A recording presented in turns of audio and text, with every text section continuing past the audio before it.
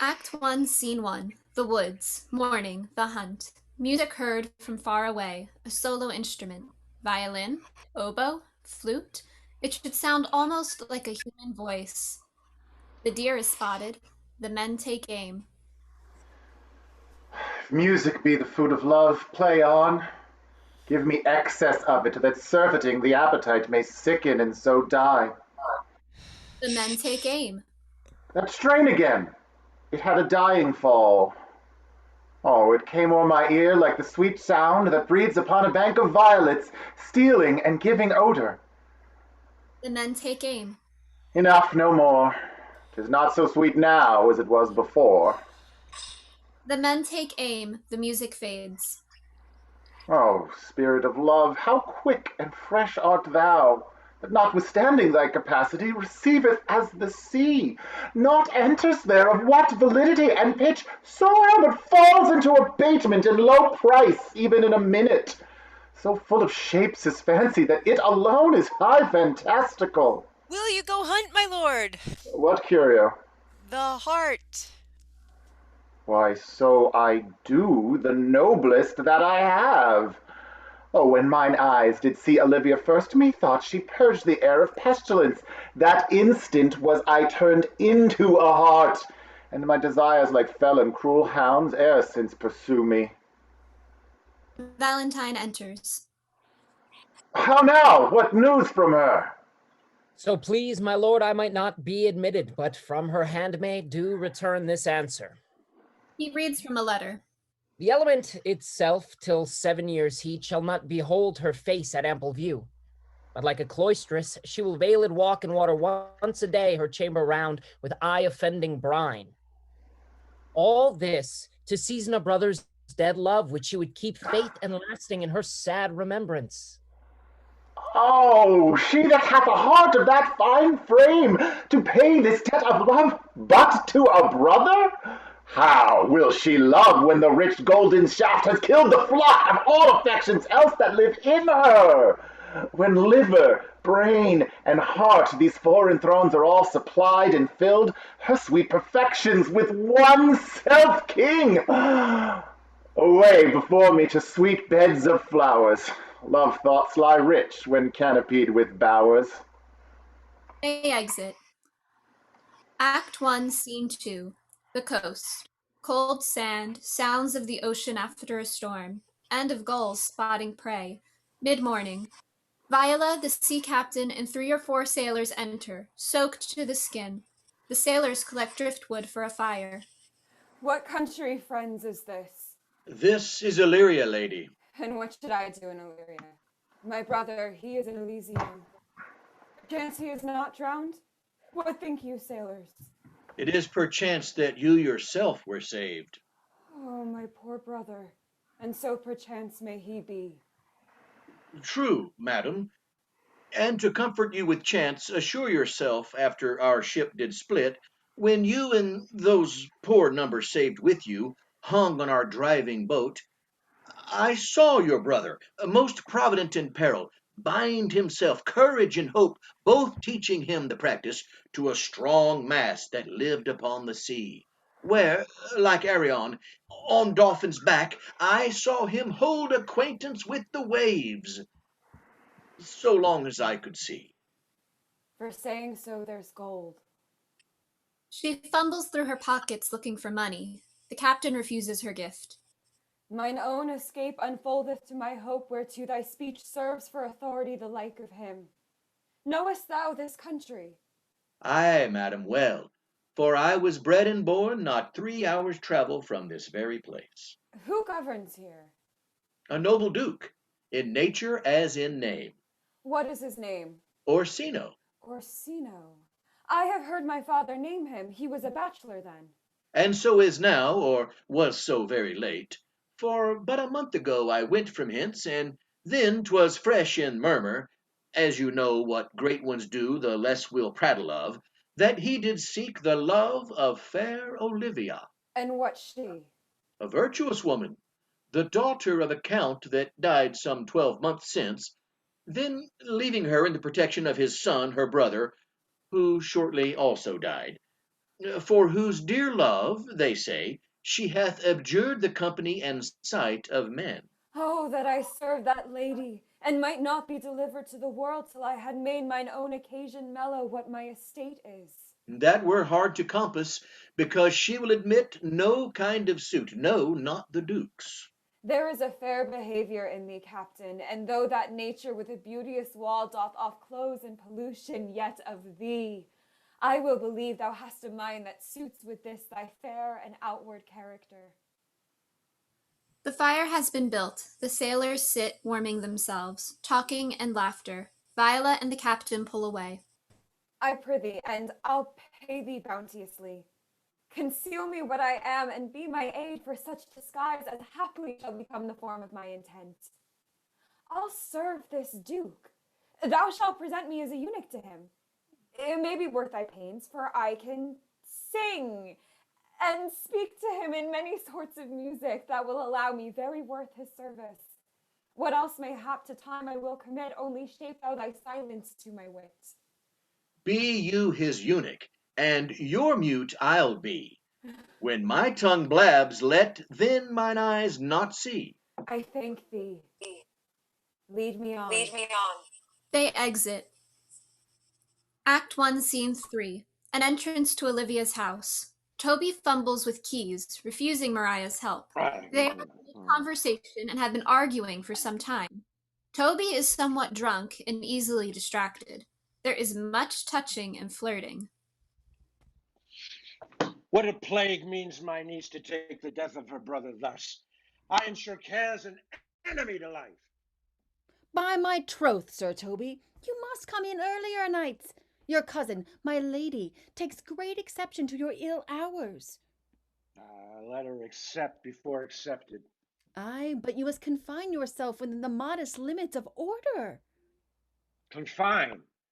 I'll confine myself no finer than I am. These clothes are good enough to drink in, and these boots too.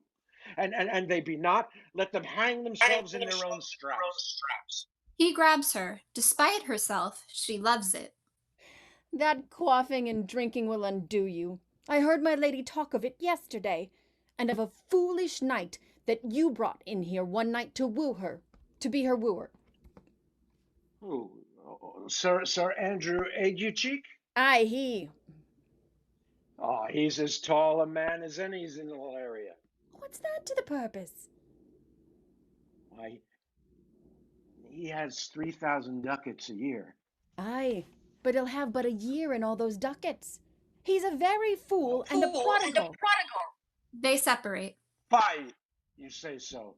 He plays on the viol de gamboys and he speaks 3 or 4 languages word for word without book and hath all the good gifts of nature.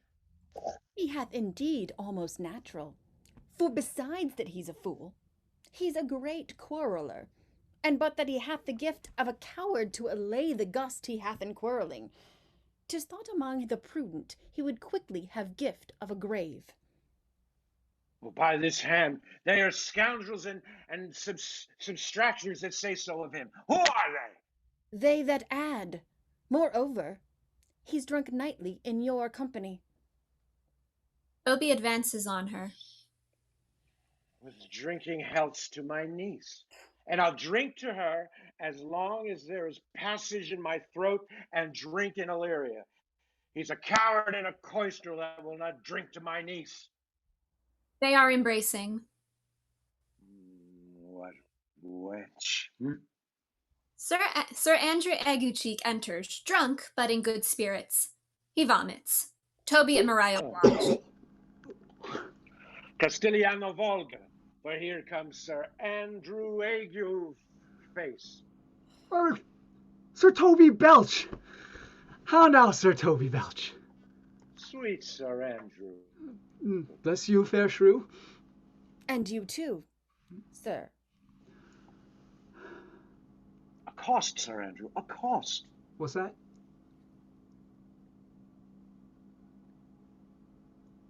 My niece's chambermaid? Oh, good Mistress Accost. I do desire better acquaintance. My name is Mary, sir. Oh, good You Mistress mistake, no, Mary accost accost? is front her, board her, woo her, assail her. By my troth, I would not undertake this in this company. Is that the meaning of accost? Fare you well, gentlemen. And let thou part so, Sir Andrew, would thou mightst never draw sword again. And you part so, mistress, I would I never draw sword again. Fair lady, do you think you have fools in hand? Sir, I have not you by the hand. Mary, but you shall have, and here's my hand. Now, sir, thought is free. I pray you, bring your hand to the buttery bar and let it drink. Wherefore, sweetheart, what's the metaphor? It is dry, sir. Why, I think so. I'm not such an ass, but I keep my hand dry. But what's your jest? A dry jest, sir. Are you full of them? Aye, sir. I have them at my fingers' end. Mary, now I let you go your hand. I am barren. Maria exits. Andrew prepares to vomit again. Toby does what he can to help. Throughout the rest of this scene, there is much laughing, comforting, and silence. Oh, knight, thou lackest a cup of canary. When did I see thee so put down? Never in your life, I think, unless you see canary put me down. Methinks sometimes I have no more wit than a Christian or an ordinary man has. But I am a great eater of beef, and I believe that does harm my wit. No question. And I thought that I forswear it. I'll ride home tomorrow, Sir Toby.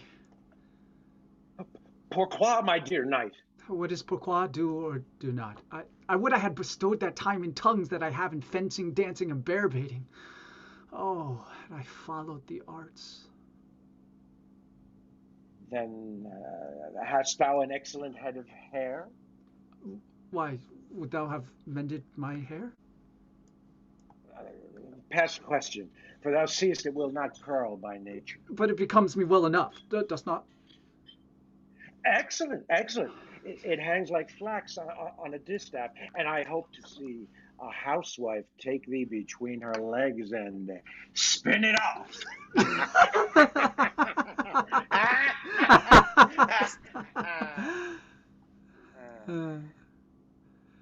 Faith, I'll home tomorrow, Sir Toby. Your niece will not be seen, or if she be, it's 4 to 1 she'll none of me. The Count himself here hard by woos her. She'll have none of the count. She'll not match above her degree, neither in estate, years, nor wit. I've heard her swear it. Tut, there's life in it, man. I'll stay a month longer. I am a fellow of the most strange mind in the world. I delight in masks and revels, sometimes all together. Art thou good at these kickshaws, knight? As any man in Illyria, whatsoever he be, under the degree of my betters, and yet I will not compare with an old man. What is thy excellence in a galliard? Faith, I can cut a caper. And I can cut the mutton to it. And I think I have the best back trick, simple, as strong as any man in Illyria. Wherefore are these things hid? Wherefore have these gifts a curtain before them? Are they like to take to dust? Dost thou not go to church in a galliard and come home in a caranto? My very walk should be a jig. I would not so much as make water, but in a syncopace. What dost thou mean? Is it a world to hide virtue in? I did think by the excellent construction of thy leg, it was formed under the star of a galliard. Aye, 'tis strong, and it does indifferent well in damned coloured stocks. Hey, shall we set about some revels? What shall we do else? Were we not born under Taurus? Ah, Taurus, that's sides and hearts. No, sir, it is thighs and legs. Let me see the caper. Higher, higher! Excellent! They exit. Act 1, Scene 4. A hallway in Orsino's palace. Valentine and Viola enter. Viola is in a man's attire, clothes borrowed in haste from someone larger than her. If the Duke continue these favors toward you, Cesario, you are like to be much advanced. He hath known you but 3 days, and already you are no stranger. You either fear his humor or my negligence that you call in question the continuance of his love. Is he inconstant, sir, in his favors? No, believe me. I thank you. Oh, here comes the Count. Orsino enters suddenly in a great rush. He is accompanied by Curio and several attendants. He is late for a state meeting and occupied with signing papers, going over his speech, etc. Who saw Cesario? On your attendance, my lord. Here. Stand you aloof a while. Cesario, thou knowest no less but all. I have unclasped to thee the book even of my secret soul. Therefore, good youth, address thy gate unto her. Be not denied access. Stand at her doors, and tell them there thy fixed foot shall grow, till thou have audience. Sure, my noble lord. If she be so abandoned to her sorrow as it is spoke, she will never admit me. Be clamorous, and leap all civil bounds, rather than make unprofited return. Say I do speak with her, my lord. What Oh, then unfold the passion of my love. Surprise her with discourse of my dear faith. It shall become thee well to act my woes. She will attend it better in thy youth than in a nuncio's of more grave aspect.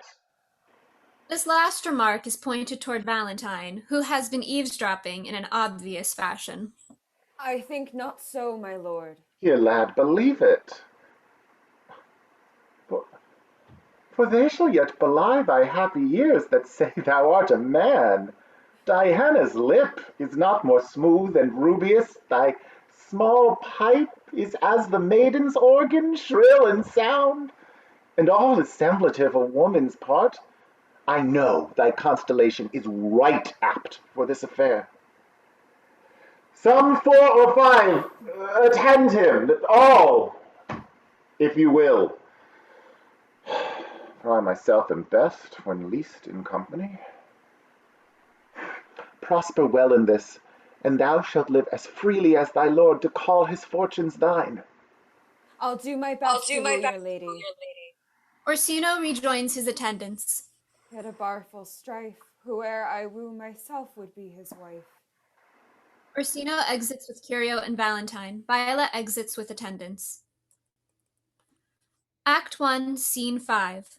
A hallway in Olivia's house. Sunlight from one large window. A chair, a mirror. It is mid-morning. Maria alone for some time having a private moment in the mirror. Feste sneaks in. It is clear that Feste has a grand time putting up with Maria. Nay, either tell me where thou hast been, or I will not open my lips so wide as a bristle may enter in way of thy excuse. My lady will hang thee for thy absence. Let her hang me. He that is well hanged in this world needs to fear no colors. Make that good. He shall see none to fear. Yet you will be hanged for being so long absent, or to be turned away. Is not that as good as hanging to you? Many a good hanging prevents a bad marriage. Are you resolute, then? Not so, neither, but I am resolved on 2 points. That if one break, the other will hold, or if both break, your gaskins fall. Apt. In good faith, very apt. Well, go thy way. Maria moves to leave. Feste blocks her way. If Sir Toby would leave drinking, thou wert as witty a piece of Eve's flesh as any in Illyria. Disentangling herself. Peace. you rogue. No more of that. The sounds of Olivia and Malvolio off stage. Here comes my lady. Make your excuse wisely, you were best. Maria exits. Olivia enters with Malvolio and 2 or 3 attendants. Malvolio is taking dictation. Clear mirror, Orsino and Curio. Feste pretends not to notice them. Wit, and be it thy will, put me into good fooling. Those wits that think that they have thee do very oft prove fools, and I, that am sure I lack thee, may pass for a wise man. For what says Quinopolis? Better a witty fool than a foolish wit. God bless thee, lady! Take the fool away. Do you not hear, fellows? Take away the lady. Oh, go to, you're a dry fool. I'll no more of you. Besides, you grow dishonest. Two faults, Madonna, that drink and good counsel will amend. For give the dry fool drink, then is the fool not dry? Bid the dishonest man mend himself. If he mend, he is no longer dishonest. If he cannot, let the butcher mend him. Anything that's mended is but patched. Virtue that transgresses is but patched with sin, and sin that amends is but patched with virtue. As there is no true cuckold but calamity, so beauty's a flower. The lady bade take away the fool, and therefore I say again, take her away! Sir, I bade them take away you. Good Madonna, give me leave to prove that you are a fool. Can you do it? Dexterously, good Madonna. Oh, make your proof. I much catechize for you, Madonna. Could my mouse of virtue answer me? Well, sir, for want of other idleness, I'll bide your proof. Good Madonna, why mournest thou? Good fool, for my brother's death. I think his soul is in hell, Madonna. I know his soul is in heaven, fool. The more fool, Madonna, to mourn for your brother's soul being in heaven. Take away the fool, gentlemen.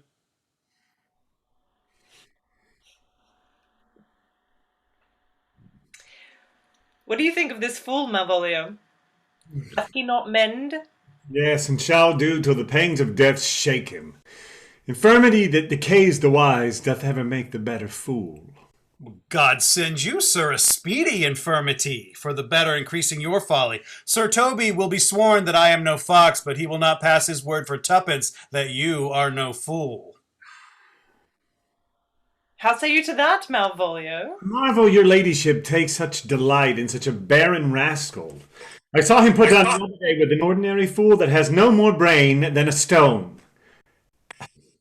Feste withdraws to a corner, still within earshot. He's out of his guard already. Unless you laugh and minister occasion to him, he is gagged. I protest, I take these wise men that crow so at this set kind of fools no better than the fool zanies. Oh, you are sick of self-love, Malvolio, and taste with a distempered appetite. To be generous, guiltless, and of free disposition is to take those things for bird bolts that you deem cannon bullets. There is no slander in an allowed fool, though he do nothing but rail, nor no railing in any known discreet man, though he do nothing but reprove. Now, Mercury, endow thee with leasing, for thou speakest well of fools. Maria enters. Madam,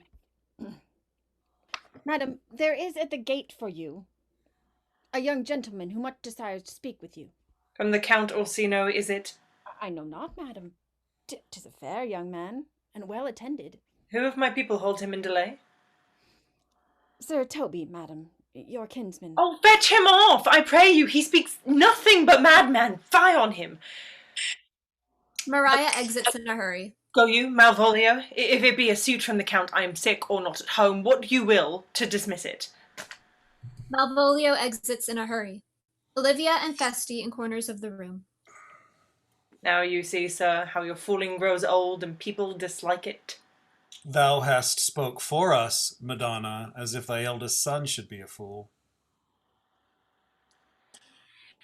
Sir Toby enters, very drunk. Why, mine honour, half drunk. What is he at the gate, cousin? A gentleman. A gentleman. What gentleman? 'Tis a gentleman here. Oh, plague of those pickle herring. How now, sock? Good Sir Toby! Cousin, how have you come so early by this lethargy? Lechery? I defy lechery. Oh, there's one at the gate. Aye, marry. What is he? Let him be the devil, and he will, I care not. Give me faith, I say. It's all one. Sir Toby exits. It's a sloppy and embarrassing departure. What's a drunken man like, fool? Like a drowned man, a fool, and a madman. One draught above heat makes him a fool, the second mads him, and a third drowns him. Go thou and seek the coroner, and let him sit o'er my cuz, for he's in the 3rd degree of drink. He's drowned. Go look after him. He is but mad yet, Madonna, and the fool shall look to the madman. Feste exits. Then Malvolio enters in a great rush. Madam, young fellow swears he will speak with you. I told him you were sick. He takes on to understand so much, and therefore comes to speak with you. I told him you were asleep. He seems to have a foreknowledge of that too, and therefore comes to speak with you. What is to be said to him, lady? He's fortified against any denial. Tell him he shall not speak with me. He has been told so, but he'll speak with you. What kind of man is he? Why, of mankind? What manner of man? A very ill manner. He'll speak with you, will you or no? Of what personage and years is he? Not yet enough old for a man, but not young enough for a boy. As a squash is, 'tis before a peas cod, or a codling when 'tis almost an apple. 'Tis with him in standing water between boy and man. He is well favoured, and yet he speaks very shrewishly. One would think his mother's milk was scarce out of him. Let him approach. Call him my gentlewoman. Gentlewoman, my lady calls. Malvolio is gone. Maria enters almost immediately. Give me my veil. Come, throw it over my face. Olivia stands by the window. Maria places the veil over Olivia's face, then positions her by the chair. We'll once more hear Orsino's embassy. Viola enters. The sound of music from a far-off room. The honorable lady of the house. Which is she? Speak to me, I shall answer for her. Your will? Most radiant, exquisite, and unmatchable beauty. I pray you, tell me if this be the lady of the house, for I never saw her. I would be loath to cast away my speech, for besides that it is excellently well penned, I have taken great pains to con it. Good beauties, let me sustain no scorn. I am very compatible, even to the least sinister usage. Whence came you, sir? I can say little more than I have studied, and that question's out of my part. Good gentle one, give me modest assurance if you be lady of the house, that I may proceed in my speech. Are you a comedian? No, my profound heart, and yet by the very fangs of malice, I swear I am not that I play. Are you the lady of the house? If I do not usurp myself, I am. Most certain if you are she, you do usurp yourself, for what is yours to bestow is not yours to reserve. But this is from my commission. I will on with my speech in your praise, and then show you the heart of my message. Come to what is important in it, I forgive you the praise. Alas, I took great pains to study it, and 'tis poetical. 'Tis the more like to be feigned, I pray you keep it in. I heard you were saucy at my gates, and allowed your approach rather to wonder at you than hear you. If you be not mad, be gone. If you have reason, be brief. 'Tis not that time of moon with me to make one in so skipping a dialogue. Will you hoist sail, sir? Here lies your way. No, good swabber, I am to hull here a little longer.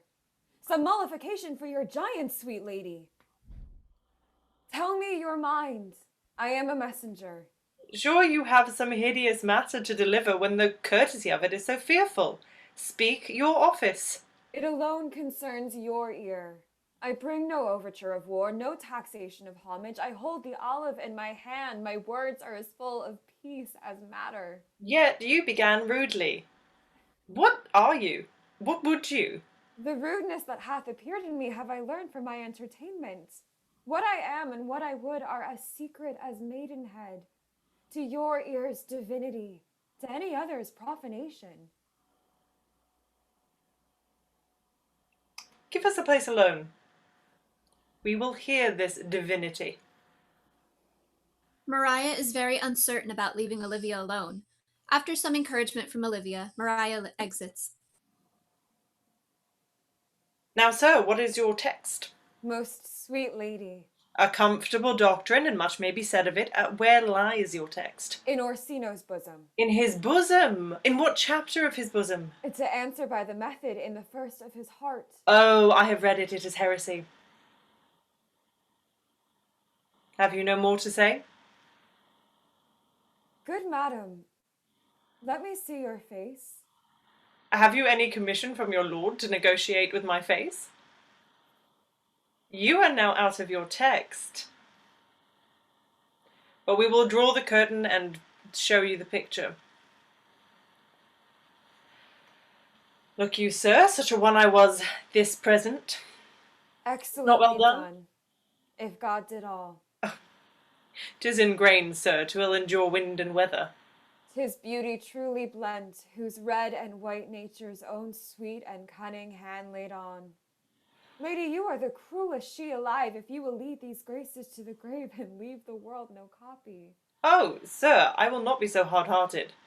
I will give out divers schedules of my beauty. It shall be inventoried, and every particle and utensil labelled to my will, as, item, 2 lips in different red, item, 2 grey eyes with lids on them, item, 1 neck, 1 chin, and so forth. Were you sent hither to praise me? I see what you are. You are too proud, but if you are the devil, you are fair. My lord and master loves you. Oh, such love could be but recompense, though you were crowned the non-peril of beauty. How does he love me? With adorations, fertile tears, with groans that thunder love, with sighs of fire. Oh, Lord, it is no my mind, I cannot love him. Yet I suppose him virtuous, know him noble, of great estate, of fresh and stainless youth, in voices well divulged, free, learned, and valiant, and in dimension in the shape of nature, a gracious person, but yet I cannot love him. He might have took his answer long ago. If I did love you in my master's flame, with such a suffering, such a deadly life, in your denial I would find no sense, I would not understand it. Why? What would you? Make me a willow cabin at your gate, and call upon my soul within the house. Write loyal cantons of contemned love, and sing them loud even in the dead of night. Hallow your name to the reverberate hills, and make the babbling gossip of the air cry out, Olivia. Oh, you should not rest between the elements of air and earth, but you should pity me. You might do much. What is your parentage? Above my fortunes, yet my state as well. I am a gentleman. Get you to your lord. I cannot love him. Let him send no more. Unless, perchance, you come to me again to tell me how he takes it? Olivia begins to count out money for Viola. Fare you well. I thank you for your pains. Here, spend this. I am no feed post, lady. Keep your purse. My master, not myself, lacks recompense. Viola moves to leave, then stops. Love make his heart of flint that you shall love, and let your fervor like my master's be, placed in contempt. Farewell, fair cruelty. Viola exits. Olivia watches Viola from the window. What is your parentage? Above my fortunes, yet my state is well. I am a gentleman. I'll be sworn thou art. Thy tongue, thy face, thy limbs, actions, and spirit do give thee 5-fold blazon. No, not too fast. No, soft. Soft. Unless the master were the man. How now? Even so quickly may one catch the plague. Methinks I feel this youth's perfections with an invisible and subtle stealth to creep at mine eyes. well, let it be. What ho, Malvolio? Madam, at your service? Run after that same peevish messenger, the county's man. He left this ring behind him. Would I or not, tell him I'll none of it. Desire him not to flatter with his lord, nor hold him up with hopes. I am not for him. If that the youth will come this way tomorrow, I'll give him reason for it. Heidi, Malvolio. Madam, I will.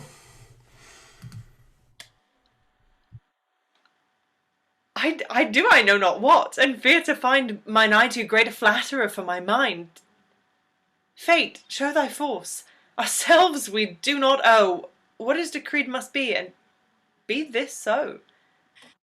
Olivia exits. Act 2, Scene 1. The coast. Sebastian and Antonio sit on the sand and watch the sea. You stay no longer? Know you not that I go with you? By your patience, no.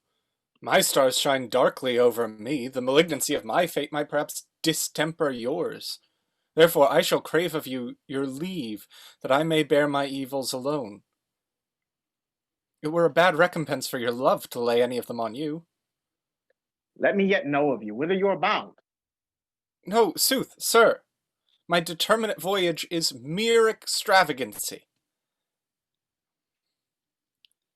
But I perceive in you so excellent a touch of modesty that you will not extort from me what I am willing to keep in. Therefore it charges me, in manners, the rather to express myself. You must know of me then, Antonio, my name is Sebastian. My father was that Sebastian of Messalene, whom I know you have heard of. He left behind him myself and a sister, both born in an hour. If the heavens had been pleased, would we had so ended. But you, sir, altered that. For some hour before you took me from the breach of the sea was my sister drowned. Alas the day. A lady, sir. Though it was said she much resembled me, was yet of many accounted beautiful. But though I could not with such estimable wonder over far believe that, yet thus far I will boldly publish her. She bore a mind that envy could not but call fair. She is drowned already, sir, with salt water, though I seem to drown her remembrance with more. Pardon me, sir, your bad entertainment. Oh, good Antonio, forgive me your trouble. If you will not murder me for my love, let me be your servant. If you will not undo what you have done, that is, kill him whom you have recovered, desire it not. Fare ye well at once. My bosom is full of kindness, and I am yet so near the manners of my mother that upon the least occasion more mine eyes will tell tales of me. I am bound to the Count Orsino's court. Farewell. Sebastian exits. The gentleness of all the gods go with thee. I have many enemies in Orsino's court, else would I very shortly see thee there. But come what may, I adore thee so, that danger shall seem sport, and I will go. Antonio exits. Act 2, Scene 2. A sidewalk outside Olivia's house. Viola alone. Malvolio bursts in. Were not you even now with the Countess Olivia? Even now, sir, on a moderate pace, I have since arrived but hither. Who returns this ring to you, sir? You might have saved me my pains to have taken it away yourself. She adds, moreover, that you should put your lord into a desperate assurance you will none of him. And one thing more, that you never be so hardy to come again in his affairs, unless it be to report your lord's taking of this. Receive it so. Malvolio holds out the ring to Viola. She took the ring of me, I'll none of it. Come, sir, you peevishly threw it to her, and her will is it should so be so returned. He throws the ring on the ground. If it be worth stooping for, there it lies, in your eye. If not, be it his that finds it. Malvolio exits. I left no ring with her. What means this lady? Fortune forbid my outside have not charmed her. She made good view of me. Indeed, so much that methought her eyes had lost her tongue, for she did speak and starts distractedly. She loves me, sure. The cunning of her passion invites me in this churlish messenger. None of my lord's ring, why he sent her none. I am the man. If it be so as 'tis, poor lady, she were better love a dream. Disguise, I see thou art a wickedness wherein the pregnant enemy does much. How easy is it for the proper false in women's waxen hearts to set their forms? Alas, our frailty is the cause, not we, for such as we are made of, such we be. How will this fadge? My master loves her dearly, and I, poor monster, fond as much on him, and she, mistaken, seems to dote on me. What will become of this? As I am man, my state is desperate for my master's love. As I am woman now, alas the day, what thriftless sigh shall poor Olivia breathe? Oh, time, thou must untangle this, not I. It is too hard a knot for me to untie. Viola exits. Act 2, Scene 3. Outside Olivia's house, it is well past midnight. Sir Toby enters, drunk. Andrew lags behind, exhausted. Toby is in high spirits, while Andrew is tired and cranky. Andrew is heading inside to go to bed. Oh, approach, Sir Andrew. Not to be abed after midnight is to be up betides. And deliculo surgere, thou knowest. Nay, by my troth, I know not, but I know to be up late is to be up late. Oh, a false conclusion. I hate it as an unfulfilled can. To be up after midnight and to go to bed then is early, so that to go to bed after midnight is to go to bed betimes. Does not our life consist of the four elements? Faith, so they say, but I think it rather consists of eating and drinking. Thou art a scholar. Let us therefore eat and drink. Toby pounds on the door. Marion, I say, a stoup of wine. Feste enters, smoking a cigarette and completely sober. Here comes the fool of faith. Out on my hearts. Welcome, ass. Now let's have a catch. Toby and Feste peel off. By my troth, the fool has an excellent breast. I'd rather than 40 shillings I had such a leg, and so sweet a breath to sing as the fool has. In sooth, thou wast in very gracious fooling last night when thou spokest of Pigrogrammidus of the Vapians passing the equinoctial of Quaebus. 'Twas very good, in faith. I sent thee 6 pence for thy sweetheart. Hast it? I did impeticos thy grytility, for Malvolio's nose is no whipstock, my lady hath a white hand, and the myrmidons are no bottle alehouses. Excellent! What? This is the best fooling when all is done. Mm-hmm. Oh, now a song. He teasingly attempts to leave. Come on. Here, there's a 6 pence for you. Here. Let's have a song.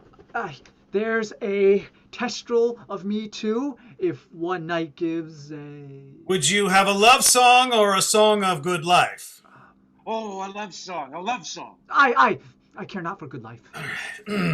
Oh, mistress mine, where are you roaming? Stay and hear your true love's coming, that can sing both high and low. Trip no further, pretty sweeting, journeys end in lovers' meeting, every wise man's son doth know. Excellent, good, and faith. What is love? 'Tis not hereafter, present mirth hath present laughter, what's to come is still unsure. In delay there lies no plenty, come and kiss me, sweet and 20, youth's a stuff that will not endure.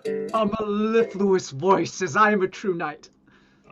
A contagious breath. A very sweet and contagious faith. To hear by the nose it is dulcet and contagion.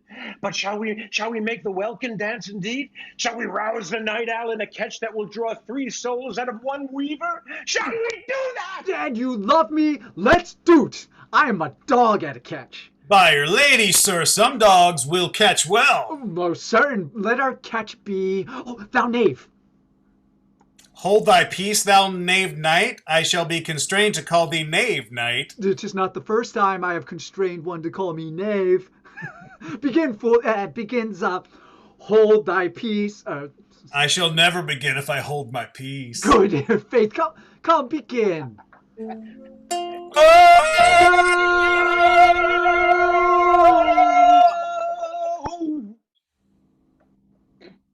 What a caterwauling do you keep here?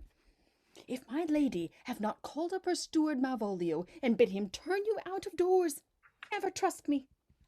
My lady's a Catalian, and we are politicians, and Malvolio's a Pegaramsey. And 3 merry men be we. Am I not consanguineous? Am I not of her blood? Tilly-tally, lady, there dwelt a man in Babylon, lady. Beshrew me the knights in admirable fooling! He does well enough if he be disposed, and so do I. He does it with a better grace, but I do it more natural. Oh, the 12th day in December, my true love. For love of God, peace! Malvolio enters. My masters, are you mad? Or what are you? Have you no wit, manners, nor honesty, but to gapple like tinkers at this time of night? Do you make an alehouse out of my lady's house, that you squeak out your cosier's catches without any mitigation of voice? Is there no respect of place, persons, or time with you? We did keep time, sir. In our catches! Smack out! Sir Toby, I must be round with you. My lady bid me tell you that she harbors you as her kinsman. She's nothing allied to your disorders. If you can separate yourself and your misdemeanors, you are welcome in the house. If not, then it would please you to take leave of her. She is very willing to bid you farewell.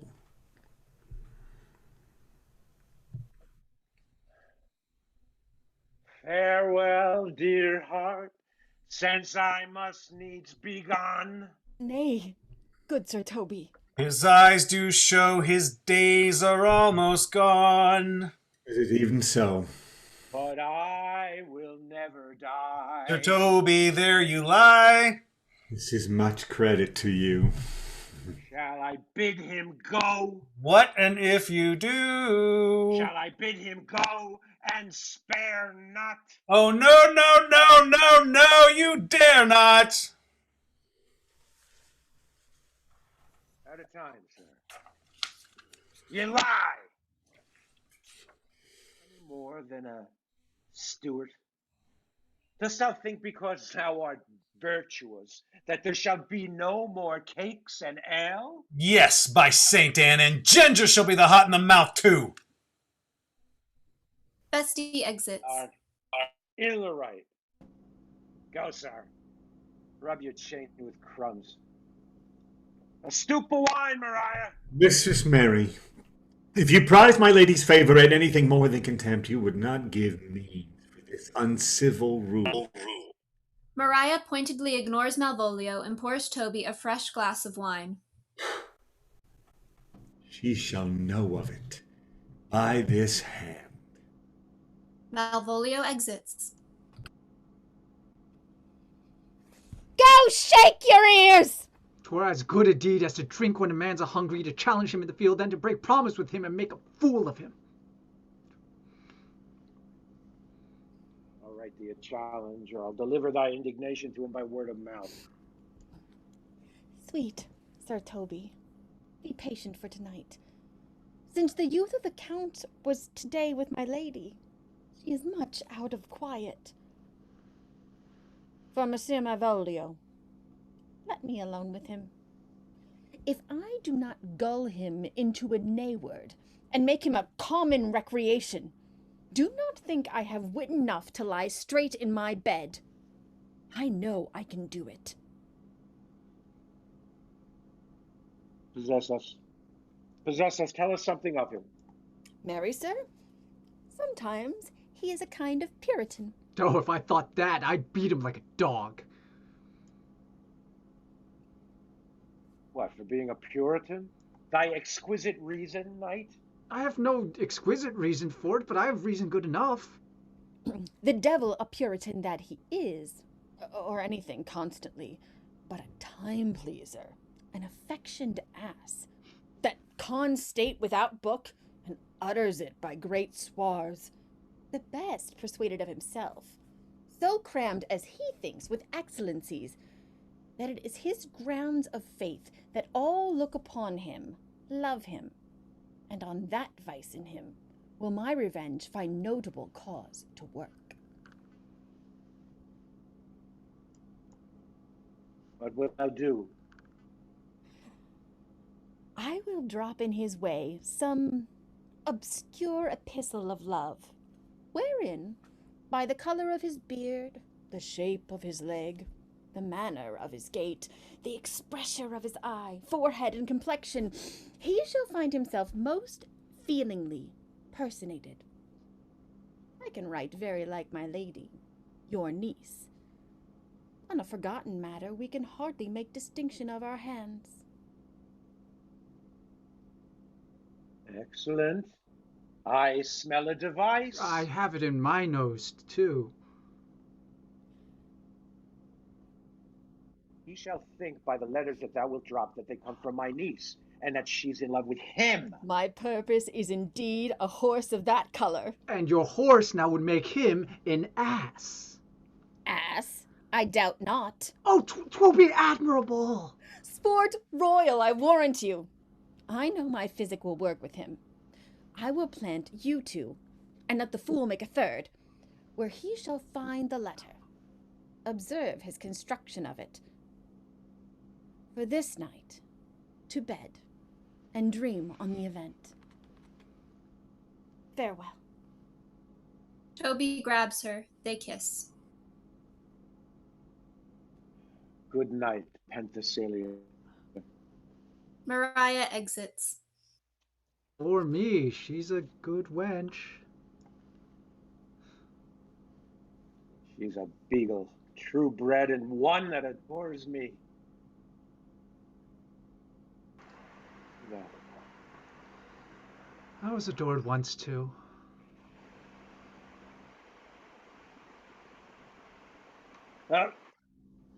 Let's to bed, knight. Thou hast for more money. If I cannot recover your niece, I am a foul way out.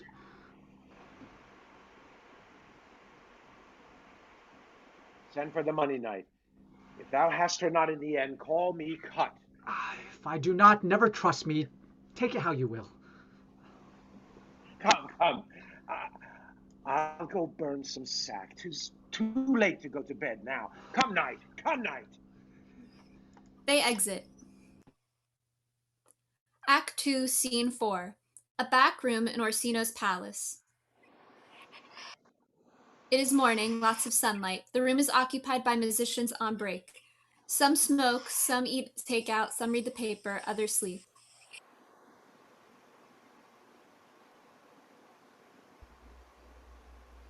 Give me some music! Scrambling, complaining, the musicians play. Orsino enters with Curio and Viola. Now, good morrow, friends. Now, good Cesario, but that piece of song, that old antic song we heard last night, methought it did relieve my passion much, more than the light airs and recollected terms of these most brisk and giddy-paced times. Oh, come, but one verse. He is not here, so please your lordship, that should sing it. Well, who was it? Feste, the jester, my lord, a fool that the Lady Olivia's father took much delight in. He is about the house. Seek him out, and play the tune the while. Curio exits. The musicians continue to play. Come hither, boy. Viola approaches. They sit on the instrument cases. If ever thou shalt love, in the sweet pangs of it, remember me, for such as I am, all true lovers are. Unstead and skittish in all motions of, save in the constant image of the creature that is beloved. How dost thou like the music? It gives a very echo to the seat where love is throned. Thou dost speak masterly. My life upon it, young thou art, thine eye hath stayed upon some favor that it loves. Hath it not, boy? A little by your favor. What kind of woman is it? Of your complexion. She is not worth thee then. What years in faith? About your years, my lord. Too old, by heaven. Let still the woman take an elder than herself. So wears she to him, so sways she level in her husband's heart. For boy, however we do praise ourselves, our fancies are more giddy and unfirm, more longing, wavering, sooner lost and worn than women's are. I think it well, my lord. Then let thy love be younger than thyself, or thy affection cannot hold the bent. For women are as roses, whose fair flower, being once displayed, doth fall that very hour. And so they are, alas that they are so, to die even when they to perfection grow. Curio and Feste enter. Orsino rises to greet Feste. Oh, fellow, come! The song we had last night. Mark it, Cesario. It is old and plain. The spinsters and the knitters in the sun and the free maids that weave their thread with bones do use to chant it. It is silly sooth, and dallies with the innocence of love like the old age. Are you ready, sir? I prithee sing. Come away, death, and in sad cypress let me be laid. Fly away, breath, I am slain by a cruel and fair maid. My shroud of white all stuck with you, prepare it. Mo part of death, no one so true did share it. Not a flower sweet on my black coffin let there be strown. Not a fiend, not a friend greet on my poor corpse where my bones shall be thrown. 1,000 sights to save, lay me aware. Sad true lover, never find my grave to weep there. There's for thy pains. No pains, sir. I take pleasure in singing, sir. I pay thy pleasure then. Truly, sir, pleasure will be paid at one time or another. Give me now leave to leave thee. Now the melancholy god protect thee, and the tailor make thy doublet of changeable taffeta, for thy mind is a very opal. I would have men of such constancy put to sea, that their business might be everything, and their intent everywhere, for that's it that always makes a good voyage of nothing. Farewell. Feste exits. Let all the rest give place. Curio and the musicians exit. Once more, Cesario, get thee to yon same sovereign cruelty, to hell her my love, more noble than the world prizes not quantity of dirty lands. The parts that fortune has bestowed upon her, tell her I hold as giddily as fortune. But 'tis that miracle and queen of gems that nature pranks her and attracts my soul. But if she cannot love you, sir. I cannot be so answered. Sooth, but you must. Say that some lady, as perhaps there is, hath for your love as great a pang of heart as you have for Olivia. You cannot love her, you tell her so. Must she not then be answered?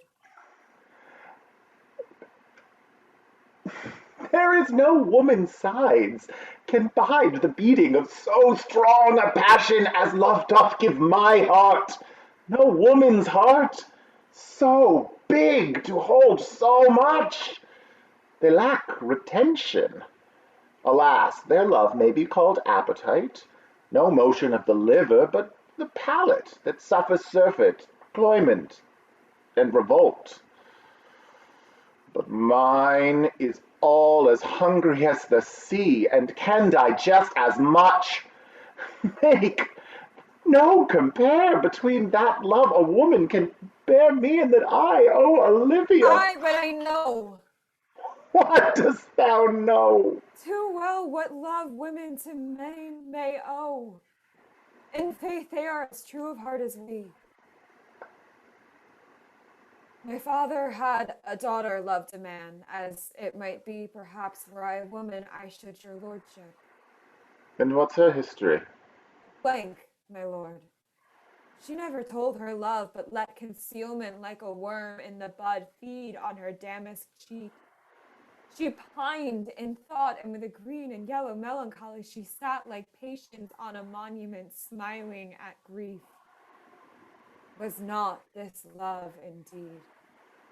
We men may say more, swear more, but indeed our shows are more than will, for still we prove much in our vows, but little in our love.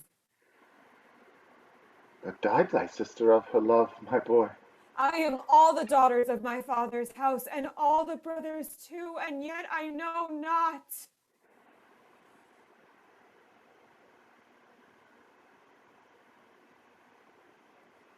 Sir, shall I to this lady? Aye, that's the theme. To her in haste. Give her this jewel. Say, my love can give no place, bide no deny. They exit. Act 2, Scene 5. A garden outside Olivia's house. Early afternoon. Loud laughter off stage. Toby, Andrew. There is much excitement brewing between Toby and Fabian. Andrew is quickly distracted or can't get attention. Come thy ways, Signor Fabian. Nay, I'll come. If I lose a scruple of this sport, let me be boiled with melancholy.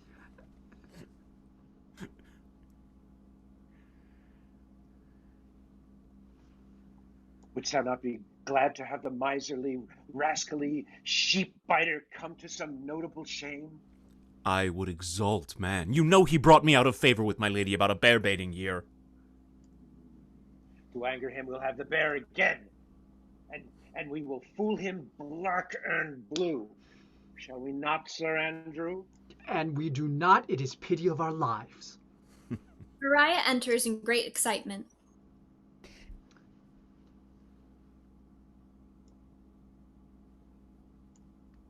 Oh, here comes the little villain.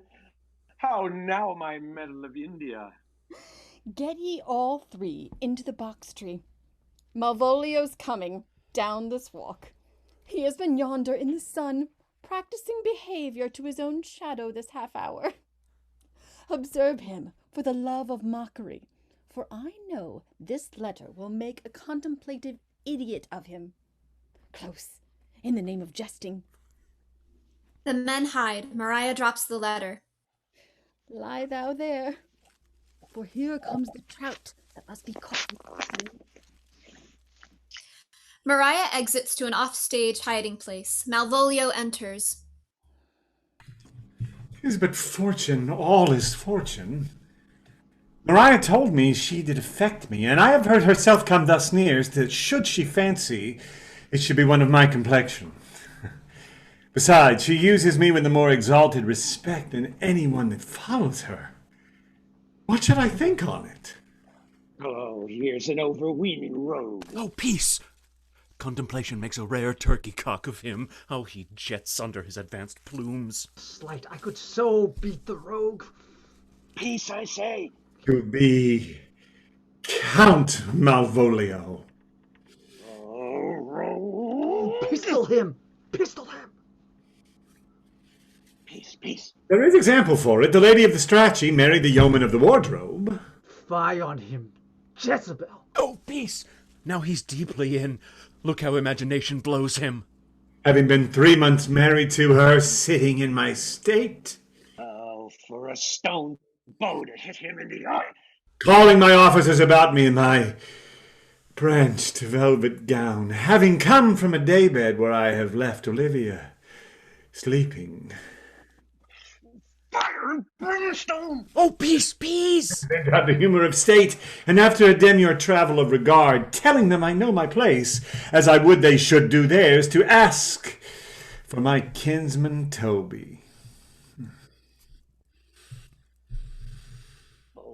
and shackles? Oh, peace, peace, peace, now. 7 of my people with an obedient start make out for him. I frown the while, perchance to wind up my watch or play with my some rich jewel. Toby approaches, curtsies to me. Shall this fellow live? Though our silence be drawn from us with cars, yet peace. I extend my hand to him thus, quenching my familiar smile with an austere regard of control. And does not this Toby take you for a blow on the lips, then? Saying, cousin Toby, my fortunes having cast me on your niece, give me this prerogative of speech. You must amend your drunkenness.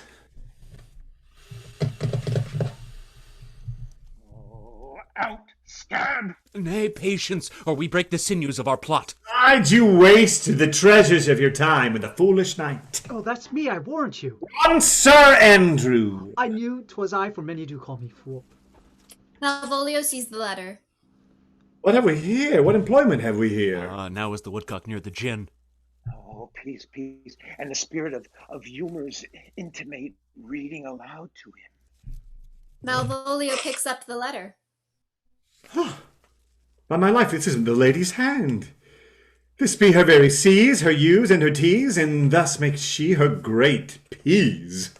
It is in contempt of question her hand. Her C's, her U's, and her T's. Why that? To the unknown beloved, this and my good wishes. Her very phrases. By your leave, wax, no soft. And the impressor, her Lucrece, which she uses to steal. It is my lady. To whom should this be? This wins him liver and all. Jove knows I love, but who? Lips do not move, no man must know. No man must know. What follows? No man must know. If this should be thee, Malvolio. Marry, hang thee not. I may command where I adore, but like silence, like a Lucrece knife, with bloodlet stroke my heart doth gore. M-O-A-I doth sway my life. A fustian riddle. Excellent wench, say I. M-O-A-I doth sway my life. Nay, but first let me see. What dish of poison has she dressed him? I may command where I adore. Why, she may command me. I serve her. She is my lady. Why, this is evident in my formal capacity. There is no obstruction in this. And the end. What should that alphabetical position portend? If I could make that resemble something to me, softly, M-O-A-I.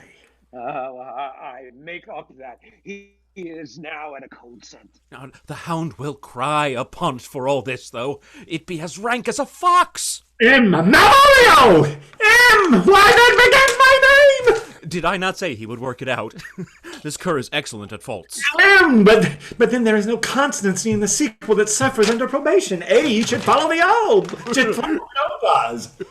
And O shall end, I hope. Aye, or I'll cudgel him, and I'll make him cry. Oh! And then I comes behind. Aye, and you had any eye behind you, you might see more detraction at your heels than fortunes before you. M-O-A-I. If this simulation is not as the former, and yet to crush this a little, it would bow to me, for every one of these letters are in my name. Soft. Oh, soft, here follows prose. If this falls into thy hand, revolve. In my stars I am above thee, but be not afraid of greatness. Some are born great, some achieve greatness, and some have greatness thrust upon them. Thy fates open their hands. Let thy blood and spirit embrace them, and to inure thyself to what thou art to be. Cast thy humble slough and appear fresh. Be opposite with a kinsman, surly with servants. Let thy tongue tang arguments of state. Put thyself into the trick of singularity. She advises thee that sighs for thee. Remember who commanded thy yellow stockings and wished to see thee ever cross-gartered. I say, remember. Go to, thou art made, if thou desirest to be so. If not, Let me see thee a steward still, the fellow of servants and not worthy to touch fortune's fingers. Farewell. She would alter services with thee. The fortunate unhappy. Oh, daylight and champagne discovers not more. This is open. I will be proud. I will read politic authors. I will baffle Sir Toby. I will wash off gross acquaintance. I will be point device, the very man. I do not now fool myself to let imagination jade me, for every reason incites me to this, that my lady loves me. She did commend my yellow stockings of late. Yes, she did praise my leg being cross-gartered, and in this she manifests herself to my love, and with a kind of injunction drives me to these habits of her liking. I thank my stars I am happy. I will be strange, stout, in yellow stockings and cross-gartered, even with the swiftness of putting on. Jove and my stars be praised! Oh, here's yet a postscript. Thou canst not choose but know who I am. If thou entertainst my love, let it appear in thy smiling. Thy smiles become thee well, therefore in my presence still smile. Dear my sweet, I prithee.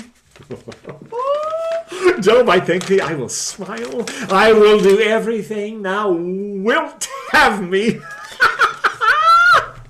Malvolio exits.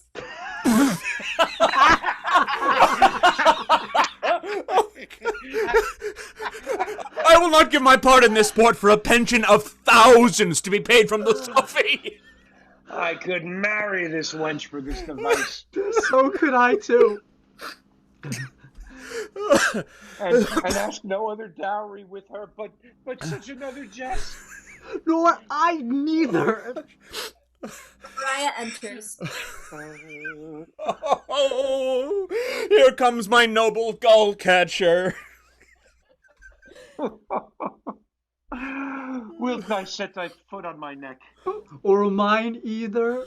Shall I play my freedom at trade trip and become thy bond slave? Faith or I either? Why, thou hast put him in such a dream that when the image of it leaves him, he must run mad. Nay, but say true, does it work upon him? Like aquavit upon a midwife. If you will see the fruits of the sport, mark his first approach before my lady. He will come to her in yellow stockings, and 'tis a colour she abhors, and cross-gartered, a fashion she detests. And he will smile upon her, which will now be so unsuitable to her disposition, being addicted to melancholy as she is, that it cannot but turn him to a notable contempt. If you will see it, follow me. To the gates of Tartar, most excellent devil of wit. I'll make one too. They exit. Act 3, Scene 1. Olivia's garden. Feste alone for some time with music of some kind. Then Viola enters and watches. It is a length of time before they approach conversation. Save thee, friend, in thy music. Dost thou live by thy tabor? No, sir, I live by the church. Art thou a churchman? No such matter, sir. I do live by the church, for I do live at my house, and my house doth stand by the church. So thou mayest say the king lies by a beggar if a beggar dwell near him, or the church stands by thy tabor if thy tabor stand by thy church. You have said, sir. Feste moves away from Viola. To see this age! A sentence is but a kid glove to a good wit. How quickly the wrong side may be turned outward. Nay, that's certain that they that dilate nicely with words may quickly make them wanton. I would therefore my sister had no name, sir. Why, man? Why, sir, her name's a word, and to dally with that word might make my sister wanton. But indeed, words are very rascals, since bonds disgrace them. Thy reason, man? The troth, sir. I can yield you none without words, and words are grown so false I am loath to prove reason with them. I warrant thou art a merry fellow and carest for nothing.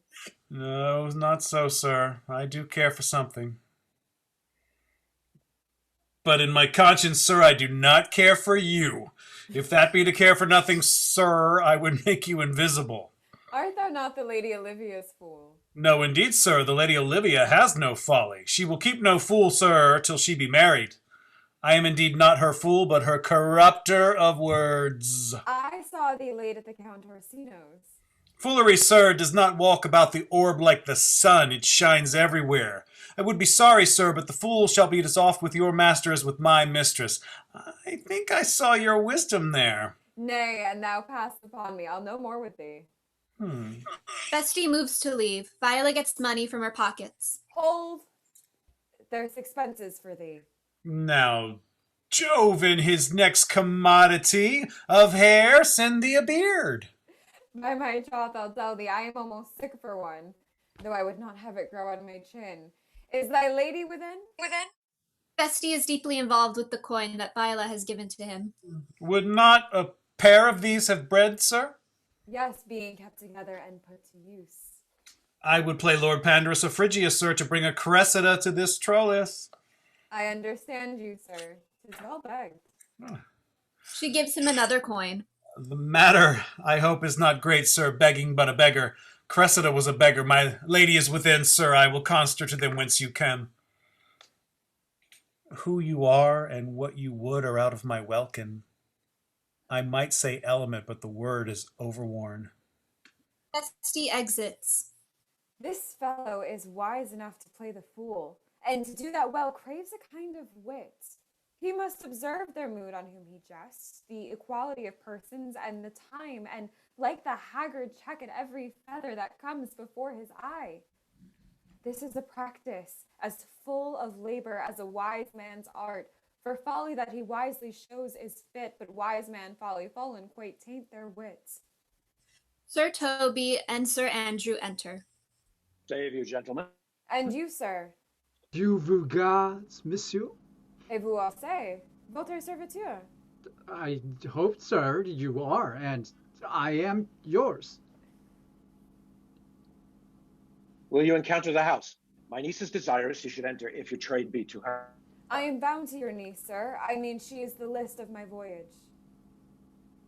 Viola does not move. Taste your legs, sir. Put them to motion. My legs do better understand me, sir, than I understand what you mean by bidding me taste my legs. I mean to go, sir. To enter. I will answer you with gate and entrance. Maria and Olivia are heard talking and coming closer. But we are prevented. Viola approaches Olivia. Most excellent, accomplished lady, the heavens rain odors on you. Youth's a rare courtier, rain odors. Well. My matter hath no voice, lady, but to your own most pregnant and vouchsafed ear. Odors, pregnant and vouchsafed? I'll get 'em all three already. Let the garden door be shut and leave me to my hearing. Maria and Toby exit. Andrew takes a little longer to exit as well. Olivia approaches Viola. Give me your hand, sir. Viola pulls away and kneels before Olivia to kiss her hand. My duty, madam, and most humble service. What is your name? Cesario is your servant's name, fair princess. My servant, sir. 'Twas never merry world since lowly feigning was called compliment. You're the servant to Count Orsino, youth. And he is yours, and his must needs be yours. Your servant's servant is your servant, madam. For him, I think not on him. For his thoughts would they were blanks rather than filled with me. Madam, I have come to whet your gentle thoughts on his behalf. Oh, by your leave, I pray you, I bid you never speak of him again. Viola retreats. Olivia approaches Viola. But would you undertake another suit? I had rather hear you to solicit that than music from the spheres. Dear lady... You beseech you. I did send, after the last enchantment you did here, a ring in chase of you. So I did abuse myself, my servant, and I fear me you. Under your hard construction must I sit to force that on you in a shameful cunning which you knew none of yours. What might you think Have you not set mine honour at the stake, and baited it with all the muzzled thoughts that tyrannous heart can think? To one of your receiving, enough is shown. A cypress, not a bosom, hides my heart. So, let me hear you speak. I pity you.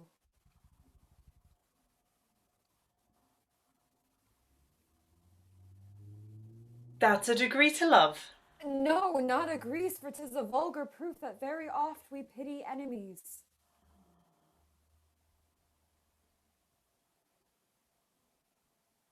Why then, methinks 'tis time to smile again. Oh, world, how apt the poor are to be proud! If one should be a prey, how much better to fall before the lion than the wolf! A clock chimes within the house. Olivia pulls away from Viola. The clock upbraids me with the waste of time. Be not afraid, good youth, I will not have you. And yet, when wit and youth is come to harvest, your wife is like to reap a proper man. There lies your way, due west. Olivia begins to leave the garden. Then westward ho. You'll nothing, madam, to my lord by me? Stay. Viola stops. At opposite sides of the garden, they do not face each other throughout the following exchange. I prithee tell me what thou thinkst of me. That you do think you are not what you are. If I think so, I think the same of you. Then think you right, I am not what I am. I would you were as I would have you be.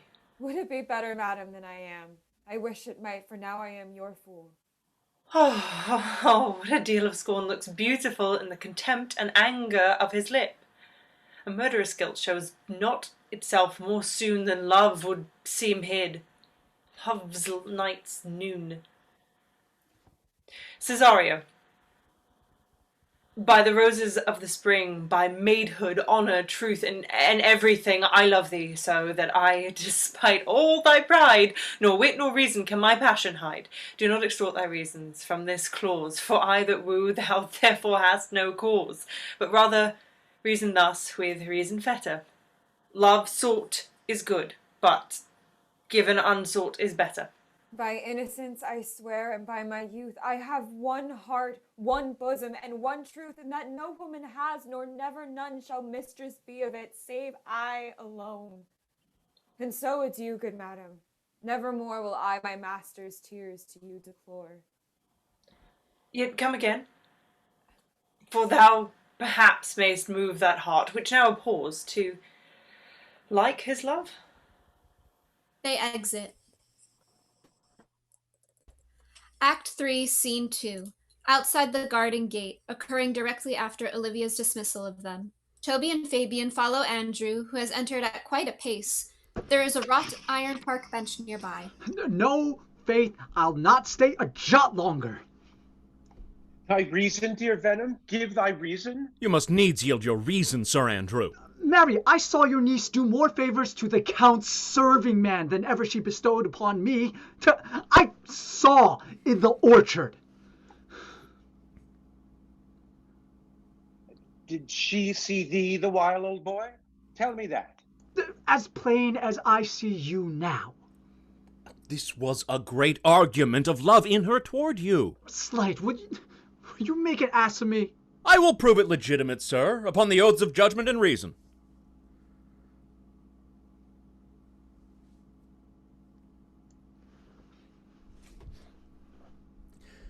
She did show favor to the youth in your sight, only to exasperate you, to wake your dormouse valor, to put fire in your heart and brimstone in your liver. You should then have accosted her, and with some excellent jests, fire new from the forge, you should have banged the youth into dumbness.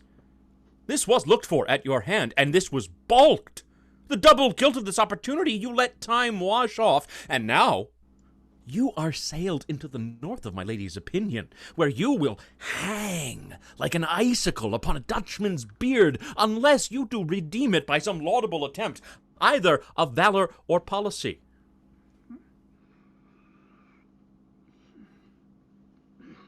To be any way, it must be by valor, for policy I hate. I had as lief be a brownist as a politician. Why then, Build me thy fortunes upon the basis of valor. Challenge me, the Count's youth, to fight with him. Hurt him in 11 places. Toby's niece shall take note of it, and assure thyself there is no love broker in the world can more prevail in men's commendations with women than report of valor. There's no way but this, Sir Andrew. Will either of you bear me a challenge to him? Go. Write it in a martial hand. Be cursed and brief. It is no matter how witty, so be it eloquent and full of invention. Taught him with the license of ink. Now, if thou oust him, some thrice it shall not be amiss, and as many lies as will lie in thy sheet of paper, set 'em down. Go, about it. Let there be gall enough in thy ink, though thou write with a goose pen. No matter. About it! Where shall I find you? We'll call thee at the Curio.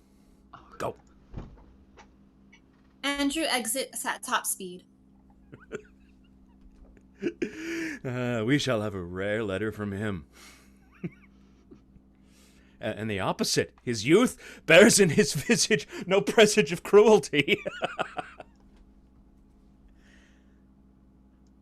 Oh, look where the youngest wren of 9 comes.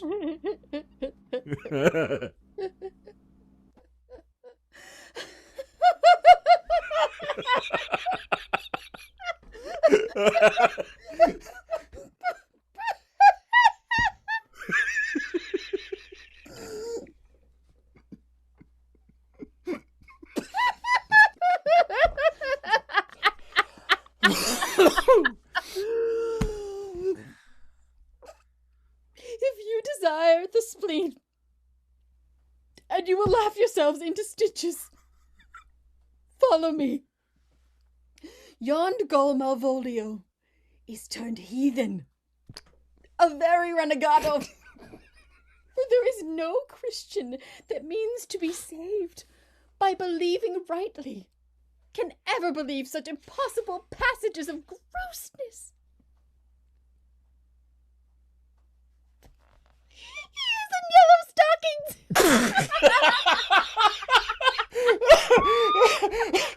And cross-gartered? Most villainously! I have dogged him like his murderer. He does obey every point of the letter I dropped to betray him. He does smile his face into more lines than is in the new map with the augmentation of the Indies. You have not seen such a thing as 'tis. I can hardly forbear hurling things at him. I know my lady will strike him. If she do, he'll smile. Take it for a great favor. Come, bring me where he is. They exit.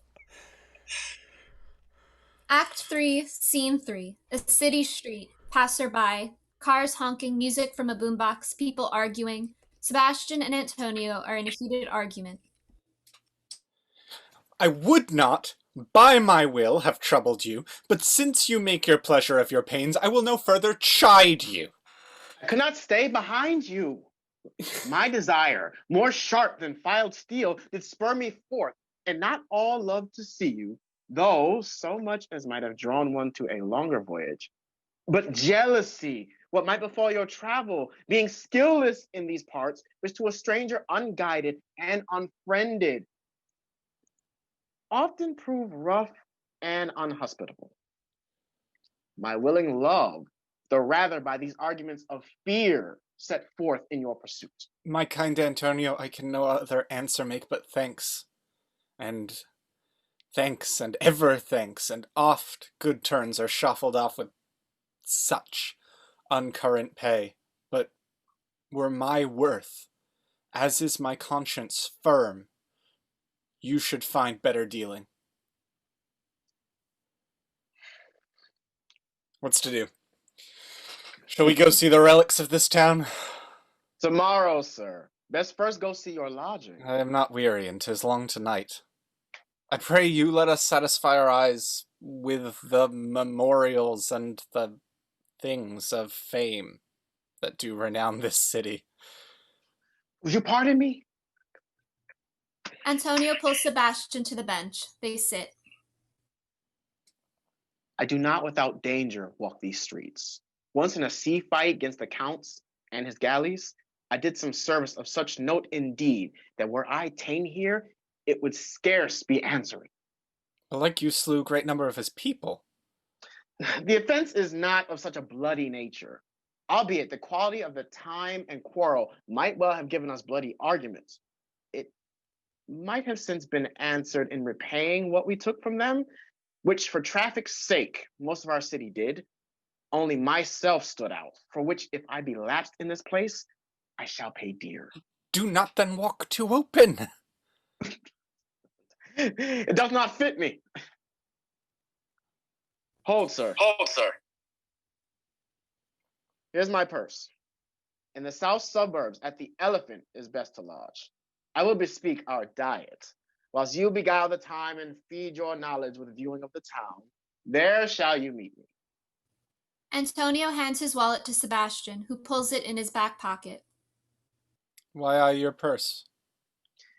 Happily your eye shall light upon some toy you have desired to purchase, and your store, I think, is not for idle markets, sir. I'll be your purse bearer and leave you for an hour. To the Elephant. I do remember. They exit in opposite directions. Act 3, Scene 4, Olivia's garden, late afternoon, sounds of breezes and far-off music. I have sent after him. He says he'll come. How shall I feast him? What bestow of him? For youth is bought more oft than begged or borrowed. I speak too loud. Where is Malvolio? He is sad and civil and suits well for a servant with my fortunes. Where is Malvolio? He's coming, madam, but in a very strange manner. He is sure possessed, madam. Why, what's the matter? Does he rave? No, madam.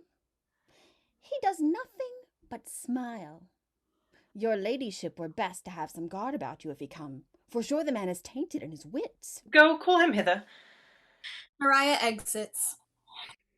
I am as mad as he, if sad and merry madness equal be. Maria enters. After a bit, Malvolio enters, smiling.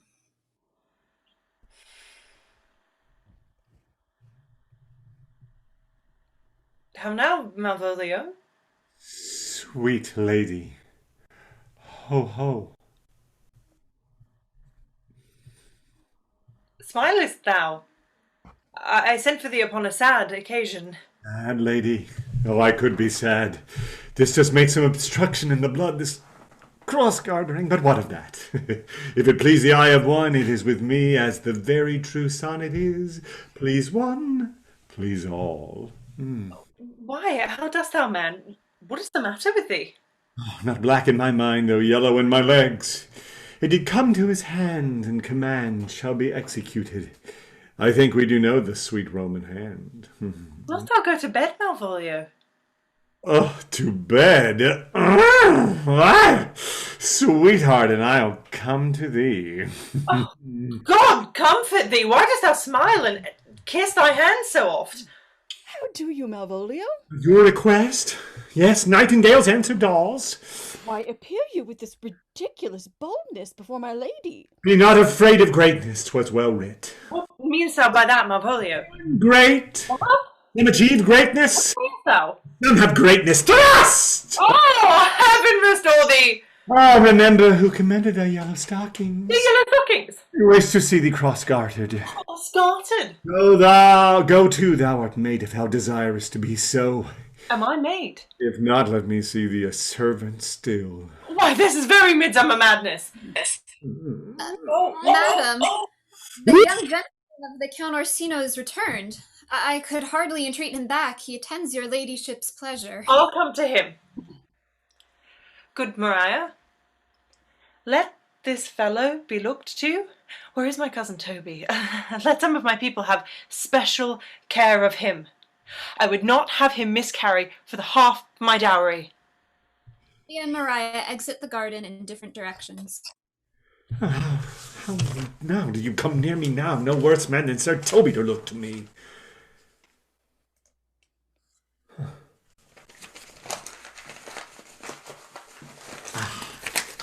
This concurs directly with the letter. She sends him on purpose, that I may appear stubborn to him, for she incites me to that in the letter. Cast thy humble slough, says she. Be opposite with the kinsman, surly with servants, and consequently sets down the manner how? Has a sad face, a reverent carriage, a slow tongue, and habit of some sort of note, and so forth. I have limed her, but it is Jove's doing, and Jove make me thankful. And when she went away now, let this fellow be looked to. Fellow? Not Malvolio, not after my degree, but fellow. Why, everything adheres together, that no dram of a scruple, no scruple of a scruple, no obstacle, no incredulous or unsafe circumstance, what can be said? Nothing that can be can come between me and the full prospect of my hopes. Well, Jove, not I is the doer of this, and he is to be thanked. Malvolio drops to his knees and begins to pray. Immediately, Toby, Fabian, and Maria enter. Which way is he, in the name of sanctity? If all the devils of hell be drawn into little, and with Legion himself possessed him, I'll yet speak with him. Oh, here he is, here he is. They surround their still kneeling Malvolio. How is't with you, sir? How is't with you, man? Go off, I discard you, let me enjoy my private. Go off! Lo, how hollow the fiend speaks within him. Did I not tell you? Sir Toby, my lady prays you take a care of him. Ah, does she so? Go to. Peace, we must deal gently with him. Let me alone. Maria and Fabian pull slightly away. How do you do, Malvolio? How's it with you? What, man? Defy the devil. Consider he's an enemy to mankind. Do you know what you say? Look you, and you speak ill of the devil. How he takes it at heart. Pray God he be not bewitched. Carry his water to the wise woman. Marry, and it shall be done tomorrow morning if I live. My lady would not lose him for more than I'll say. How now, mistress? Oh, Lord! Prithee, hold thy peace. This is not the way. Do you not see you move him? Let me alone with him. Maria retreats. No way but gentleness. Gently. The fiend is rough, and will not be roughly used. Toby again approaches Malvolio. Why, how now, my bawcock? How dost thou chalk? Sir? I bid thee, come with me. Toby attempts to physically move Malvolio out of the garden. Malvolio What, man? 'Tis not for gravity to play a cherry pit with Satan. Hand him, foul Collier. Get him to say his prayers, good Toby. Get him to pray. My prayers, minx? with Fabian's help, pushes Malvolio to his knees. I warrant you, he will not hear of godliness. Malvolio breaks free. Go hang yourselves all, you are idle, shallow things. I am not of your element. You shall know more hereafter. Malvolio runs from the garden at top speed. How is it possible? Played upon a stage now. I could condemn it as an improbable fiction. His very genius hath taken the infection of the device, man. Nay, pursue him now, lest the device take errant taint. Why, we shall make him mad indeed. The house will be the quieter. Come, we'll have him in a dark room and bound. My niece is already in the belief that he's mad. We may carry it thus for our pleasure and his penance, till our very pastime, tired of breath, prompt us to have mercy on him. At which time, we'll bring the device to the bar and crown thee for a finder of madmen. Andrew enters with a letter. Oh, but see! More matter for a May morning. Here's the challenge. Read it. I warrant there's vinegar and pepper in it. Is so saucy. I warned him. But do read. Give me. Oh, youth, whatsoever thou art but a scurvy fellow. Oh, good and valiant. Wonder not, nor admire in thy mind why I do call thee so, for I will show thee no reason for it. A good note. That keeps you from the blow of the law. Thou comest to the Lady Olivia, and in my sight she uses thee kindly, but thou liest in thy throat. This is not the matter I challenge thee for. Very brief, and to exceeding good sense, less. I will waylay thee going home, where if it be thy chance to kill me, good, thou killest me like a rogue and a villain. Still, you keep on the windy side of the law. Good. Fare thee well, and God have mercy upon one of our souls. He may find mercy upon mine, but my hope is better, and so look to thyself, thy friend, as thou usest him, and thy sworn enemy, Andrew Aguecheek. If this letter move him not, his legs cannot. I'll give it to him. You may have very fit occasion for it. He is now in some commerce with my lady, and will by and by depart. So, Sir Andrew, scout me for him at the corner of the orchard. So soon as thou ever seest him, draw, and as thou draw, swear horrible. If it comes to pass off that a terrible oath with a swaggering accent sharply twanged off gives manhood more approbation than ever proof itself would have earned him. Away! Nay, let me alone for swearing. Andrew runs off.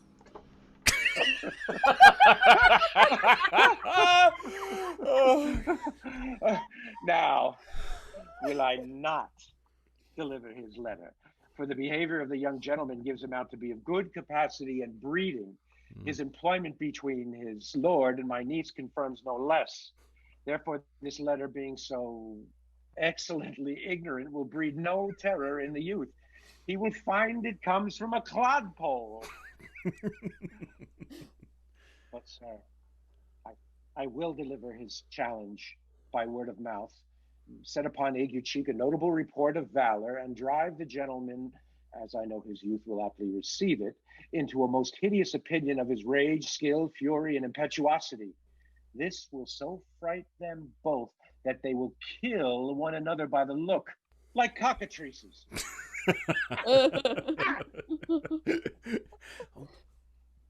Here comes your niece. Give them way till he take her leave, and presently after him. I will meditate the while upon some horrid message for a challenge. Toby, Fabian, and Mariah exit. Olivia and Viola enter. I have said too much to a heart of stone, and laid my honour to uncherry out.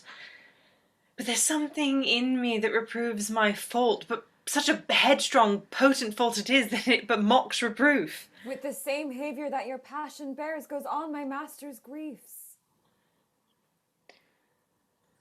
Olivia pulls a black velvet jewel box from the pocket. From it, she extracts a small locket on a chain. She offers it to Viola. Here, wear this for me. 'Tis my picture. Refuse it not. It hath no tongue to vex you. Viola approaches Olivia. Olivia places the necklace around Viola's neck, then takes her hand. And I beseech you, come again tomorrow. What shall you ask of me that I'll deny? That honour saved may upon asking give? Nothing but this. Your true love for my master. How? With mine honour may I give him that which I have given to you? I will acquit you. Well, come again tomorrow. Fare thee well. A fiend like thee might bear my soul to hell. Olivia exits. Viola is alone for a moment. Then Toby and Fabian enter in a great state. Gentlemen, God save thee. And you, sir? That defence thou hast betaken to thee. Of what nature the wrongs are thou hast done him, I know not. But thy interceptor, full of despite, bloody as the hunter, attends thee at orchard end. Dismount thy tuck, Be yar in thy preparation, for thy assailant is quick, skillful, and deadly. Toby and Fabian have readied Viola for battle. She pulls away from them. You mistake, sir. I am sure no man hath any quarrel to me. My remembrance is very free and clear from any image of offense done to any man. Viola begins to leave. Toby stops her. You'll find it otherwise, I assure you. Therefore, if you hold your life at any price, betake you to your guard, for your opposite hath within him what youth, strength, skill, and wrath can furnish man withal. I pray you, sir, what is he? He is knight, dubbed with unhatched rapier and on carpet consideration, but he is a devil in a private brawl. Souls and bodies hath he divorced 3, and his incensement at this moment is so implacable that satisfaction can be none but by pangs of death and sepulchre. Hobnob is his word. Give it or take it. Viola begins to edge her way out of the garden. I will return again into the house and desire some conduct of the lady. I am no fighter. I have heard of some kind of men that put quarrels purposely on others to taste their valor. Be like this is a man of that quirk. Toby stops her. Sir, no. His indignation derives itself out of a very competent injury. Therefore get you on and give him his desire. Back you shall not to the house, unless you undertake that with me, which with as much safety you might answer him. Therefore on, or strip your sword stark naked, for meddle you must, that's certain, or forswear to wear iron about you, no more. This is uncivil as strange. I beseech you, do me this courteous office, as to know of the knight what my fence is to him. It is something of my negligence, nothing of my purpose. I will do so. Signor Fabian, stay you by this gentleman till my return. Toby exits. Pray you, sir, do you know of this matter? I know the knight is incensed against you, even to a moral arbitrament, but nothing of the circumstance more. I beseech you, what manner of man is he? Nothing of that wonderful promise to read him by his form, as you are like to find him in the proof of his valor. He is indeed, sir, the most skillful, bloody, and fatal opposite that you could possibly have found in any part of Illyria. Will you walk towards him? I will make your peace with him, if I can. I shall be much bound to you for it. I am one that had rather go with Sir Priest than Sir Knight. I care not who knows so much of my mettle. They exit. Immediately, Toby and Andrew enter from the opposite direction. Why, man, he's a very devil. I have not seen such a farrago. I had a pass with him, rapier, scabbard, and all, and he gives me the stuck in with such a mortal motion that it is inevitable. And on the answer he pays you as surely as your feet hit the ground they step on. Poxhot, I'll not meddle with him. But he will not be pacified. Fabian can scarce hold him yonder. Oh, plague on't, and I thought he had been valiant and so cunning in fence, I'd have seen him damned ere I've challenged him. Let the matter slip, and I'll give him my horse, Grey Capulet. I'll make the motion. Stand here, make a good show on it. This shall end without perdition of souls. Mary, I'll ride your horse as well as I ride you. Fabian enters dragging Viola. Toby pulls Fabian aside. I have his horse to take up the quarrel. I have persuaded him that the youth's a devil. He is as horribly conceited of him, and pants and looks pale as if a bear were at his heels. Toby approaches Viola. There's no remedy, sir. He will fight you for oath's sake. Marry, he hath better bethought himself of this quarrel, and he finds that now scarce worth talking of. Therefore, draw the supportance of his vow. He protests that he will not hurt you. Viola turns away to draw her sword. Fabian crosses to Andrew. Pray God defend me. A little thing would make me tell them how much I lack of a man. Give ground if you see him furious. Andrew does not move. Come, Sir Andrew, there's no remedy. The gentleman will, for his honor's sake, have one bout with you. He cannot by the duello avoid it. But he has promised me, as he is a gentleman and a soldier, he will not hurt you. Come on, to it. Pray God he keep his oath. I do assure you 'tis against my will. Antonio enters drawing his sword. Put up your sword. If this gentleman have done offense, I take the fault on me. If you offend him, I for him defy you. You, sir?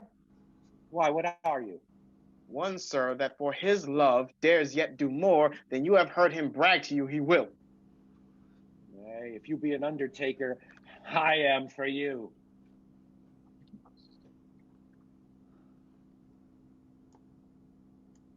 Oh, good Sir Toby, hold! Here come the officers. I'll be with you anon. Pray, sir, put your sword up if you please. Marry, I will, sir, and for that I promised you I'll be as good as my word. He will bear you easily and reigns well. This is the man. Do thy office. Antonio, arrest thee at the suit of Count Orsino. You do mistake me, sir. No, sir, no jot. I know your favor well, though now you have no sea cap on your head. Take him away. He knows I know him well. I must obey. This comes with seeking you. But there's no remedy, I shall answer it.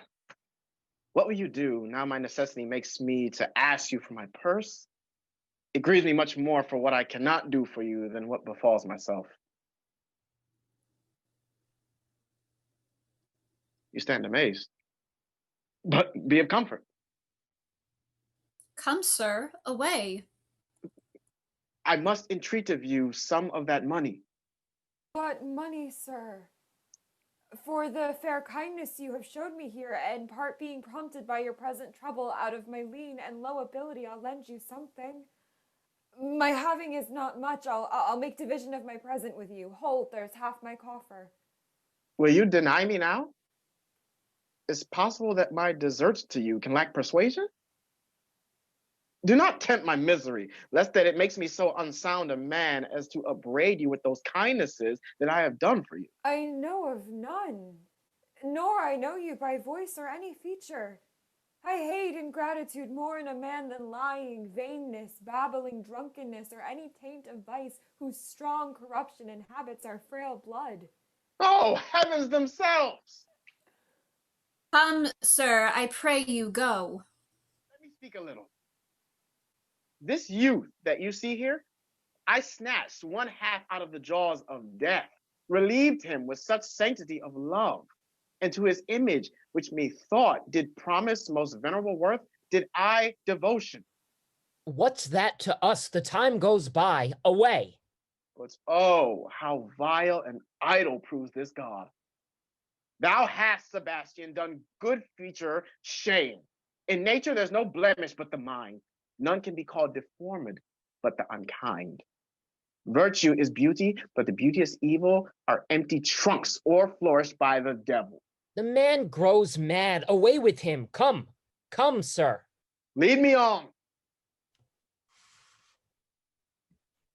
Antonio willingly exits with Valentine and the officer. Andrew, Toby, and Fabian confer. Methinks his words do from such passion fly that he believes himself. So do not I. Prove true, imagination, oh, prove true that I, dear brethren, be now taken for you. Come hither, knight.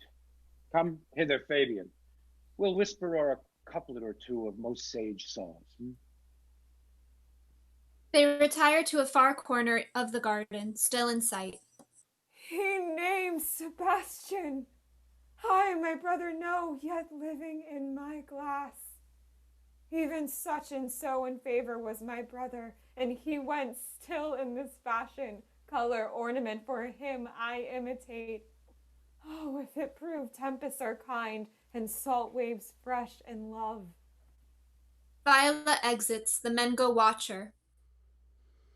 A very dishonest, paltry boy, and more a coward than a hare. His dishonesty appears in leaving his friend here in necessity and denying him. And for his cowardship, ask Fabian. A coward. A most devout coward, religious in it. Slit, I'll after him again and beat him. Who? Cuff him soundly, but never draw thy sword. And I do not. He exits in a rush. Come, let's see the event. I dare lay any money, 'twill be nothing yet. They exit.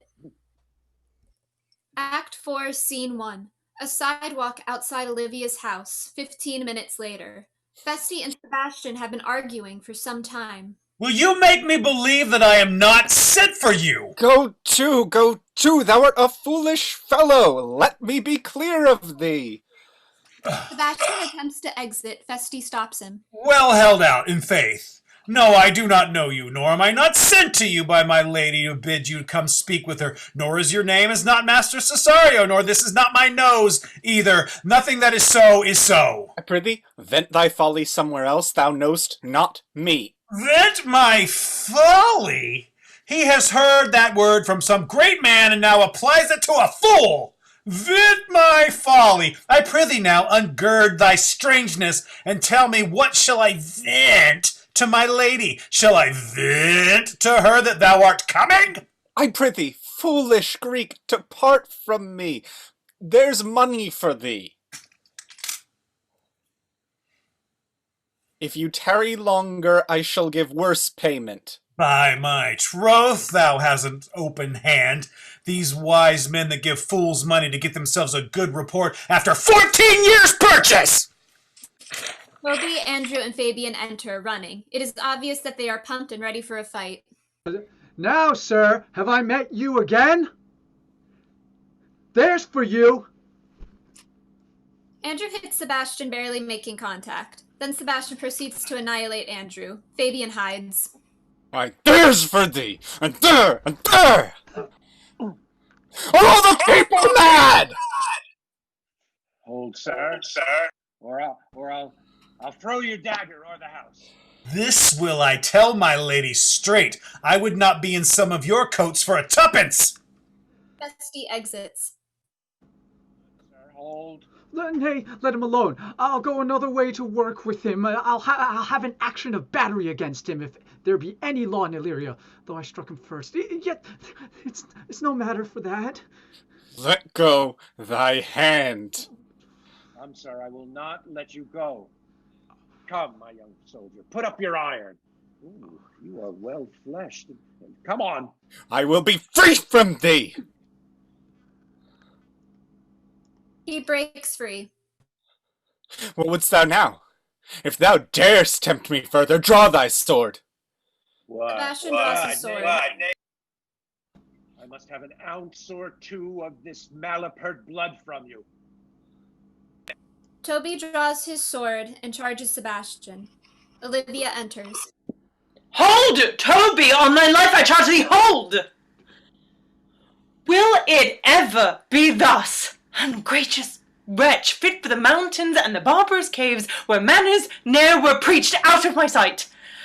Be not offended, dear Cesaria. Rudesby, be gone. Toby exits with Fabian and Sir Andrew. I prithee, gentle friend, let thy fair wisdom, not thy passion, sway in this uncivil and unjust extent against thy peace. Go with me to my house, and hear thou there how many fruitless pranks this ruffian botched up, that thou thereby may smilest at this.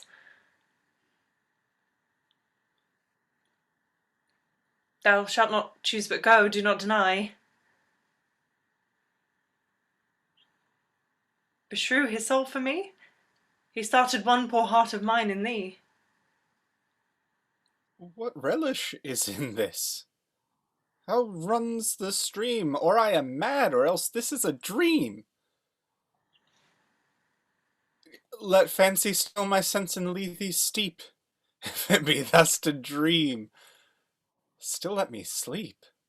Nay, come, I prithee, wouldst thou be ruled by me? Madam, I will. Oh, say so, and so it be. They exit. Act 4, Scene 2.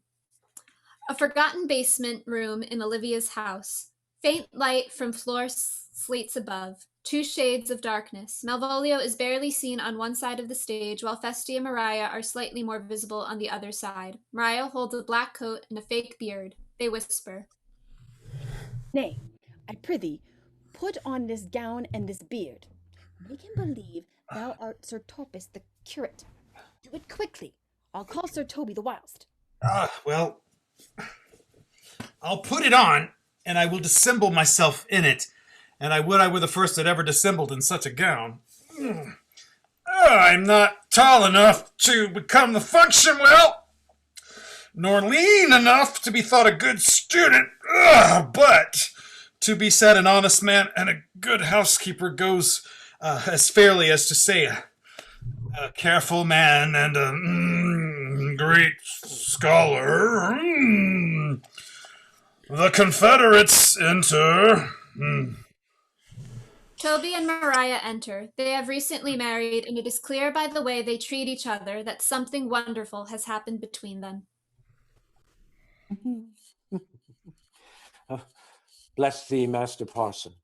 Buenos dias, Sir Toby, for as the old hermit of Prague that never saw pen and ink very wittily said to a niece of King Gorbadoc, that is, so I, being Master Parson, am Master Parson, for what is that but that, and is, but is. To him, Sir Topus. What ho, I say, peace be in this prison. The knave counterfeits well, a good knave. Toby and Maria pull away slightly so that only Feste and Malvolio are really visible.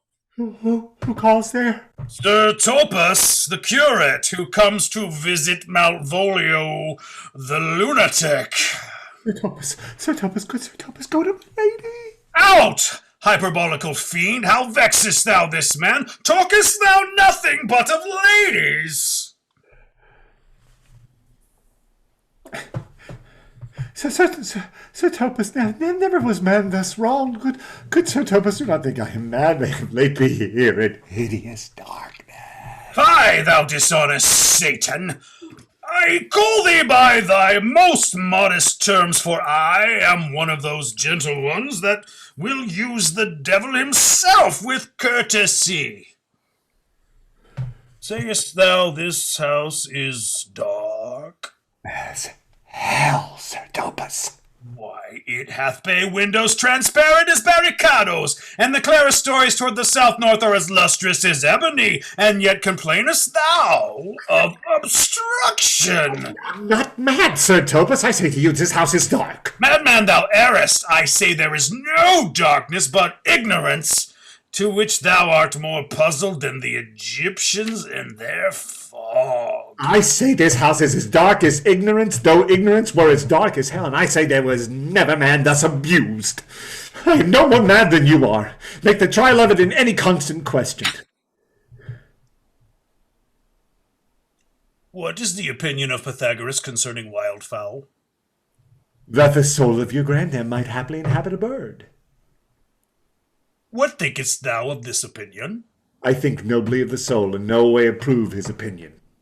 Fare thee well. Remain thou still in darkness. Thou shalt hold the opinion of Pythagoras ere I will allow thy wits, and fear to kill a woodcock, lest thou dispossess the soul of thy grandam. Fare thee well. Sir Topus, Sir Topus!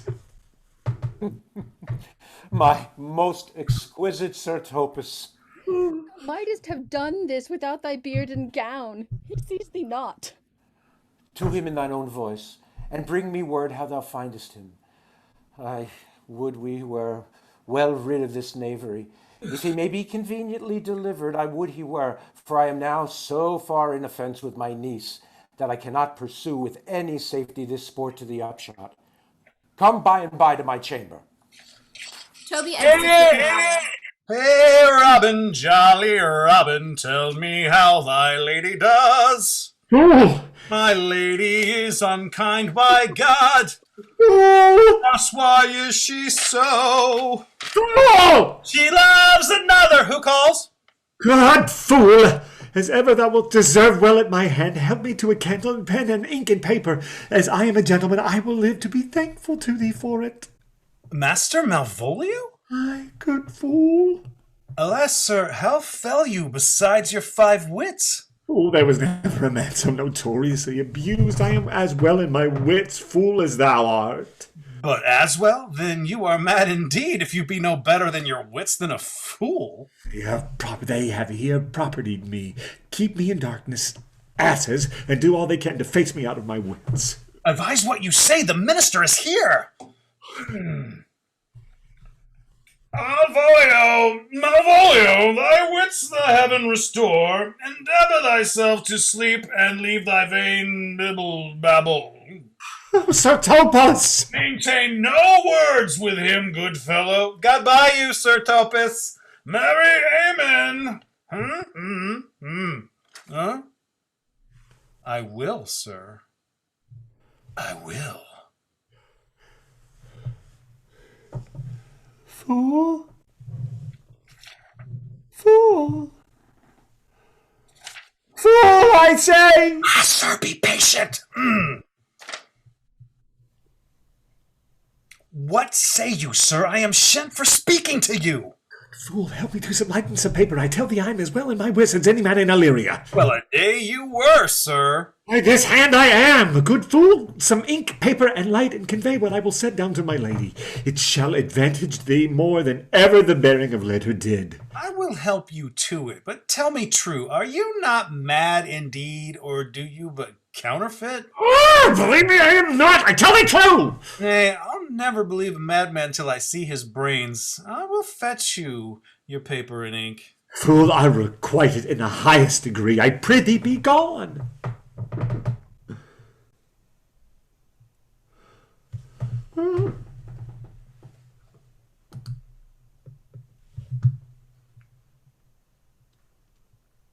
Feste exits, leaving Malvolio.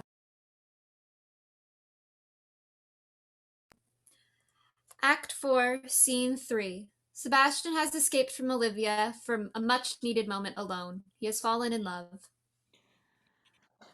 This is the air. That is the glorious sun. This pearl she gave me. I do feel't and see it, and though 'tis wonder that enwraps me thus, yet 'tis not madness. Where's Antonio, then? I could not find him at the Elephant, yet there he was, and there I found this credit, that he did range the town to seek me out.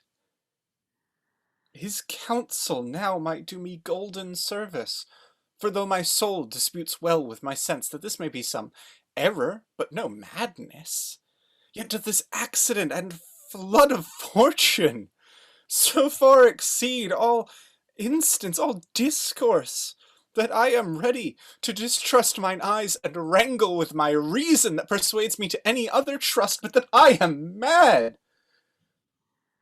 Or else the lady's mad. Yet, if 'twere so, she could not sway her house, command her followers, take and give back affairs and their dispatch with such a smooth, discreet, and stable bearing as I perceive she does. There's something in't that is deceivable. But here the lady comes. Olivia enters with a priest. She, Sebastian, and the priest stare at each other for one awkward moment.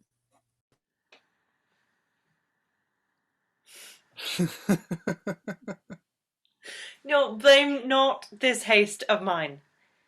If you mean well, now go with me and this holy man into the chantry by. There, before him and underneath that consecrated roof, plight me the full assurance of your faith, that my most jealous and too doubtful soul may live at peace. He shall conceal it. Whilst you are willing, it shall come to note what time we will our celebration keep according to my birth. What do you say? I'll follow this good man and go with you, and having sworn truth ever will be true. They kiss. Then lead the way, good father, and heaven so shine that they may fairly note this act of mine. They exit, the priest leading the way. Act 5. Olivia's garden. Feste and Fabian have been arguing for some time. Twilight. Now, as thou lovest me, let me see his letter. Good Master Fabian, grant me another request. Anything. Do not desire to see this letter. This is to give a dog, and in recompense desire my dog again. Orsino enters with Viola, Curio, and 2 other lords. Belong you to the Lady Olivia, friends? Aye, sir, we are some of her trappings. I know thee well. How dost thou, my good fellow? Truly, sir, the better for my foes and the worse for my friends. To the contrary, the better for thy friends. No, sir, the worse. How can that be? Marry, sir, they praise me and make an ass out of me. Now my foes tell me plainly that I am an ass, so that by my foes, sir, I profit in the knowledge of myself, and by my friends I am abused. So that, conclusions to be kisses, if your 4 negatives make your 2 affirmatives, why then the worse for my friends and the better for my foes. Why, this is excellent. By my troth, sir, no, though it please you to be one of my friends. Thou shalt not be the worse for me. There's gold. But that it would be double dealing, sir. I would you could make it another. Oh, you give me ill counsel. I'll put your grace in your pocket, sir, for this once, and let your flesh and blood obey it. Well, I will be so much a sinner to be a double dealer. There's another. Primo, secundo, tertio is a good play, and the old saying is the third pays for it all. The triplex, sir, is as good a tripping measure, or the bells of St. Bennet, sir, maybe put you in mind. 1, 2, 3. You can fool me no more money out of me at this throw. If you will let your lady know I am here to speak with her, and bring her along with you, it may awake my bounty further. Marry, sir, lullaby to your bounty till I come again.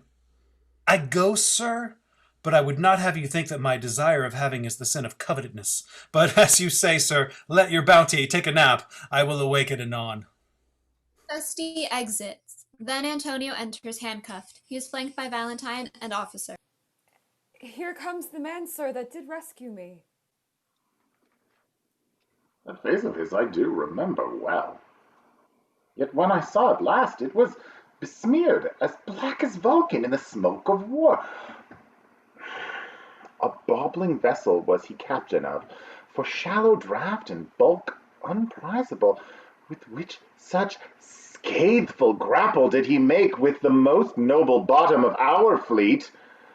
The very envy and the tongue of loss cried fame and honor to him. What's the matter? Orsino, this is that Antonio that took the Phoenix and her freight from Candy. And this is he that did the tiger board when your young nephew Titus lost his leg. Here in the streets, desperate of shame and state, in private brabble did we apprehend him. He did me kindness, sir. Drew on my side, but in conclusion put strange speech upon me. I know not what, 'twas but distraction. Noble pirate, thou salt-water thief, what foolish boldness brought thee to their mercies, whom thou, in terms so bloody and so dear, hast made thine enemies? Orsino, noble sir, be pleased that I shake off these names you give me. Antonio never yet was thief or pirate, though I confess, on base and ground enough, Orsino's enemy. A witchcraft drew me hither. The most ungrateful boy there by your side, from the rude seas enraged and foamy mouth did I redeem. A rack past hope he was. His life I gave him, and did thereto add my love without retention or restraint, all his in dedication. For his sake did I expose myself, pure for his love, into the danger of this adverse town, drew to defend him when he was beset where being apprehended, his false cunning, not meaning to partake with me in danger, taught him to face me out of his acquaintance, and grew a 20 years removed thing, while one would wink, denied me my own purse, which I recommended to his use not half an hour before. How can this be? When came he to this town? Today, my lord. And for 6 days before, no interim, not a minute's vacancy, both day and night did we keep company. No! The Countess! Now heaven walks on earth. But thee, fellow! Thy words are madness. 6 days this youth has tended upon me. More of that anon, take him aside. Antonio is pulled away by Valentine and the officer. What would my lord, but that he may not have, wherein Olivia may seem serviceable? Cesario, you do not keep your promise with me. What do you say, Cesario, good my lord? My lord would speak, my duty hushes me. If it be aught to the old tune, my lord, it is as fat and fulsome to mine ear as howling after music. Still so cruel. Still so constant, lord. What? To perverseness? You uncivil lady, to whose ingrate and unauspicious altars my soul the faithfulest offerings hath breathed out, that air devotion tendered. What shall I do? Even what it pleases my lord that shall become him. Olivia takes Viola's arm.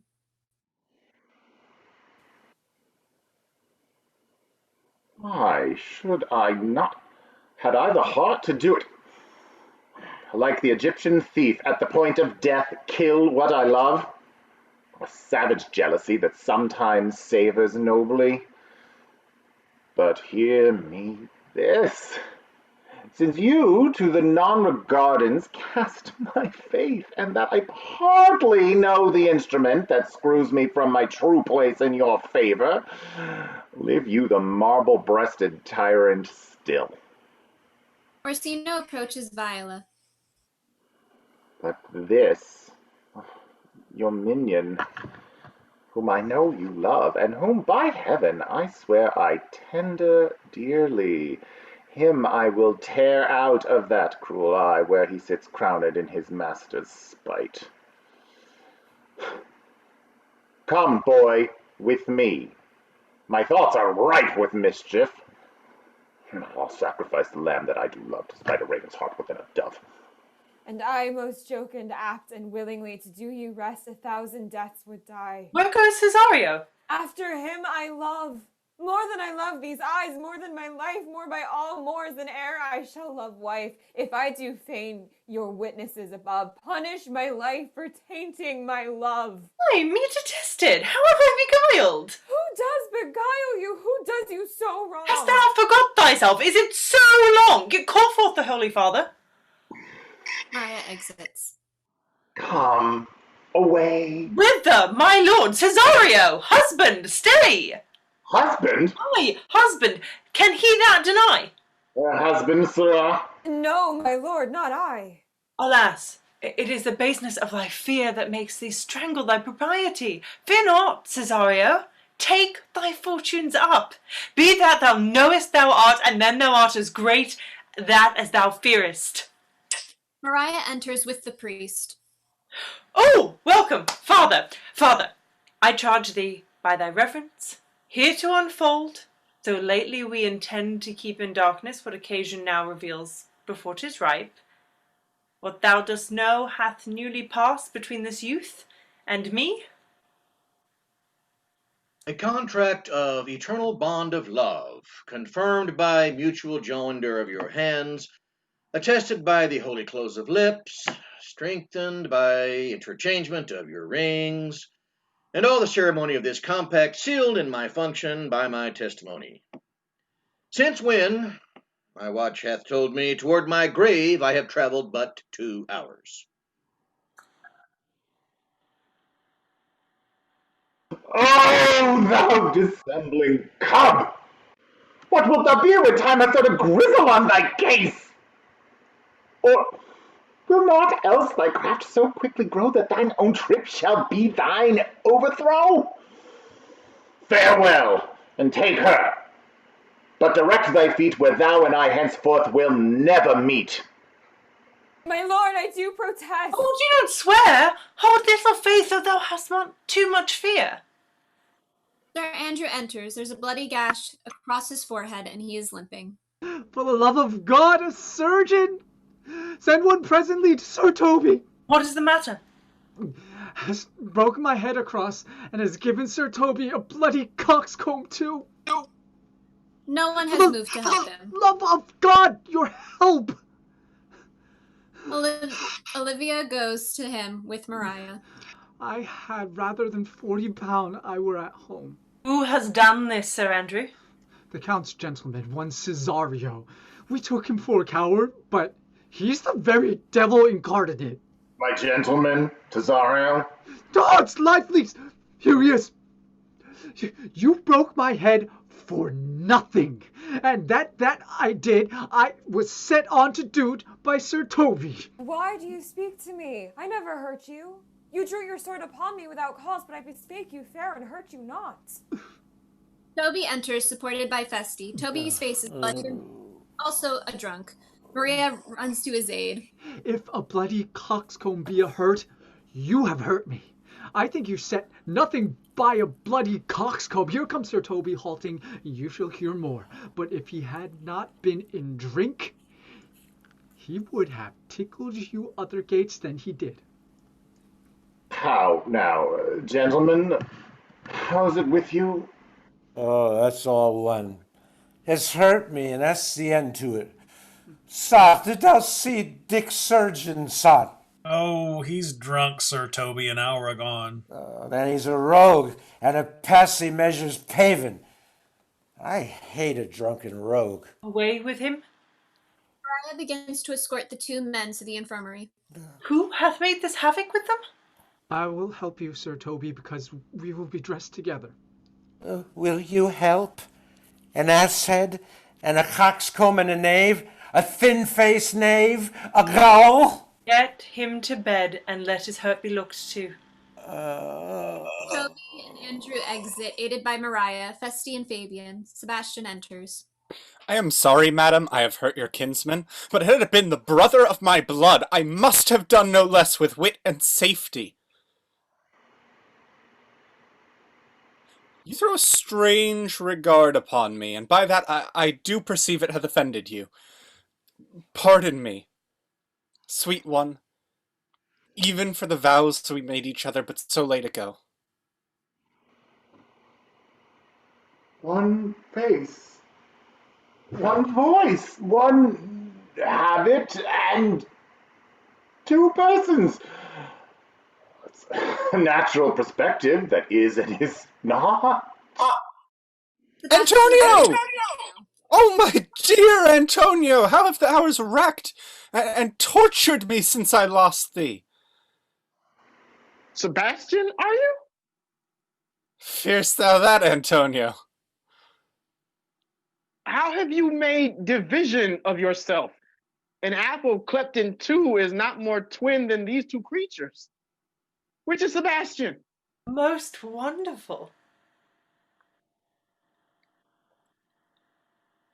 Do I stand there? I never had a brother. Nor can there be that deity in my nature of here and everywhere. I had a sister whom the blind waves and surges have devoured. Of charity, what kin are you to me? What countryman, what name, what parentage? Of Messaline. Sebastian was my father. Such a Sebastian was my brother too. So he went suited to his watery tomb. If spirits can assume both form and suit, you come to fright us. A spirit I am indeed, but am in that dimension grossly clad, which from the womb I did participate. Were you a woman, as the rest goes even, I should my tears let fall upon your cheek, and say thrice welcome drowned Viola. My father had a mole upon his brow, And so had mine. and died that day when Viola from her birth had number 13 years. That record is lively in my soul.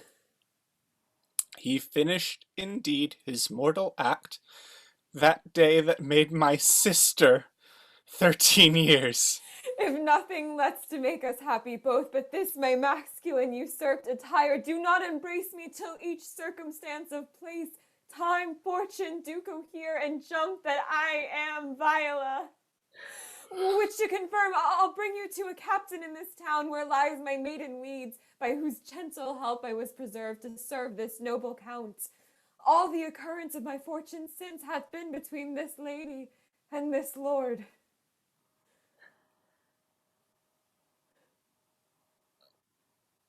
So come it, lady, you have been mistook. But nature to her bias drew in that. You would have been contracted to a maid, nor are you therein by my life deceived. You are betrothed both to a maid and a man. Sebastian kisses Olivia.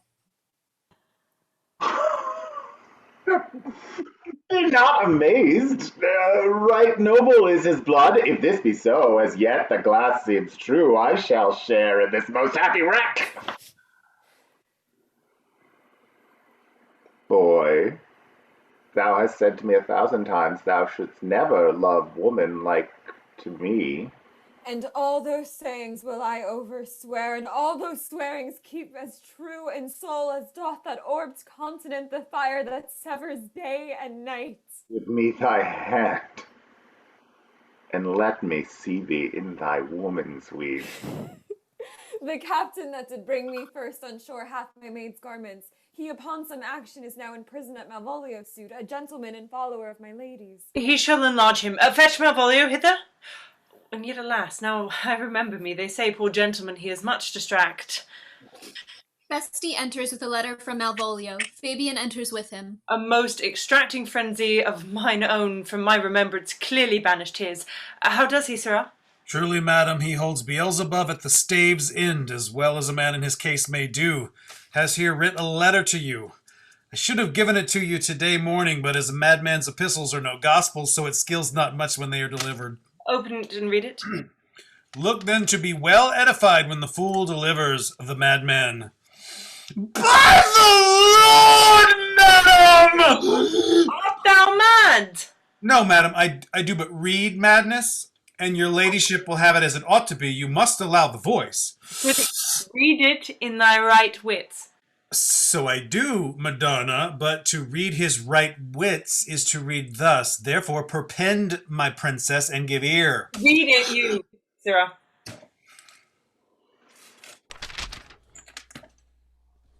By the Lord, madam, you wrong me, and the world shall know it. Though you have put me into darkness, and given your drunken cousin rule over me, yet I have the benefit of my senses as well as your ladyship. I have your own letter that induced me to the semblance I put on, with the which I doubt not but to do myself much right, or you much shame.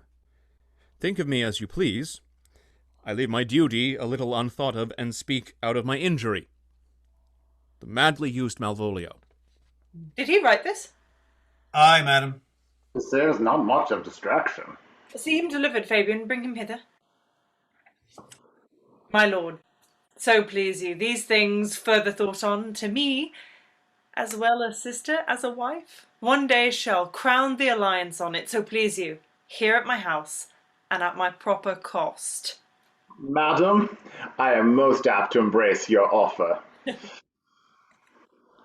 Your master quits you, and for your service done him, so much against the metal of thy sex, so far beneath your soft and tender breeding.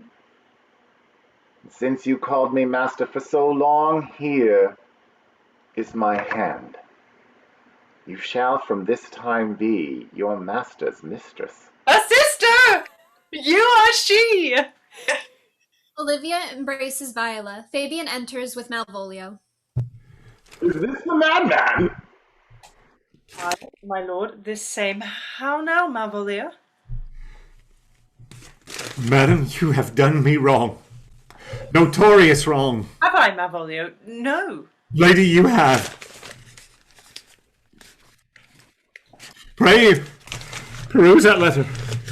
You must not deny it is your hand. Write from it if you can in hand or phrase, or say 'tis not your seal, not your invention. You can say none of this. Well, grant it then, and tell me in the modesty of humour why you have given me such clear lights of favour, bade me come smiling and cross-gartered to you, to put on yellow stockings, and to frown upon Sir Toby and the lighter people, and acting this in an obedient hope. Why have you suffered me to be imprisoned and kept in a dark house, visited by the priests, and made the most notorious Getk and Gull that e'er invention played on? Tell me why. Alas, Malvolio, this is not my writing. Though I confess, much like the character, but out of question, 'tis Maria's hand. And I do bethink me it was she first told me thou wast mad. Then camest in smiling, and such forms which here were presupposed upon thee in the letter. Prithee be content. This practice hath most shrewdly passed upon thee. But when we know the grounds and authors of it, thou shalt be both the plaintiff and the judge of thine own cause. Good madam, hear me speak. And let no quarrel nor no brawl to come taint the condition of this present hour which I have wondered at. In hope it shall not, most freely I confess myself and Toby set this device against Malvolio here, upon some stubborn and uncourteous parts we had conceived against him. Maria writ the letter at Sir Toby's importance, in recompense whereof he hath married her. How with a sportful malice it was followed may rather pluck on laughter than revenge, if that the injuries be justly weighed that have on both sides passed. Alas, poor fool, how have they baffled thee? Why, some are born great, some achieve greatness, and some have greatness thrown upon them. I was one, sir, in this interlude. One Sir Topus, sir, but that's all one. By the Lord, fool, I am not mad. But do you remember, madam, why laugh you at such a barren rascal, and you smile not he is gagged, and thus the whirligig of time brings in his revenge?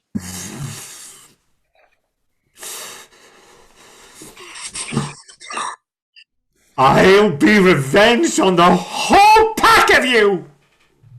Malvolio exits. He hath been most notoriously abused. Pursue him and entreat him to peace. He has not told us of the captain yet. Fabian exits. When it is known and golden time convents, a solemn combination shall be made of our dear souls. Meantime, sweet sister, we will not part from hence. Cesario, come, for so you shall be while you are a man, and when in other habits you are seen, Orsino's mistress and his fancy's queen. All exit except Feste. A great while ago the world begun with a hey-ho, the wind and the rain. But that's all one, our play is done, and we'll strive to please you every day. Feste exits. End of play.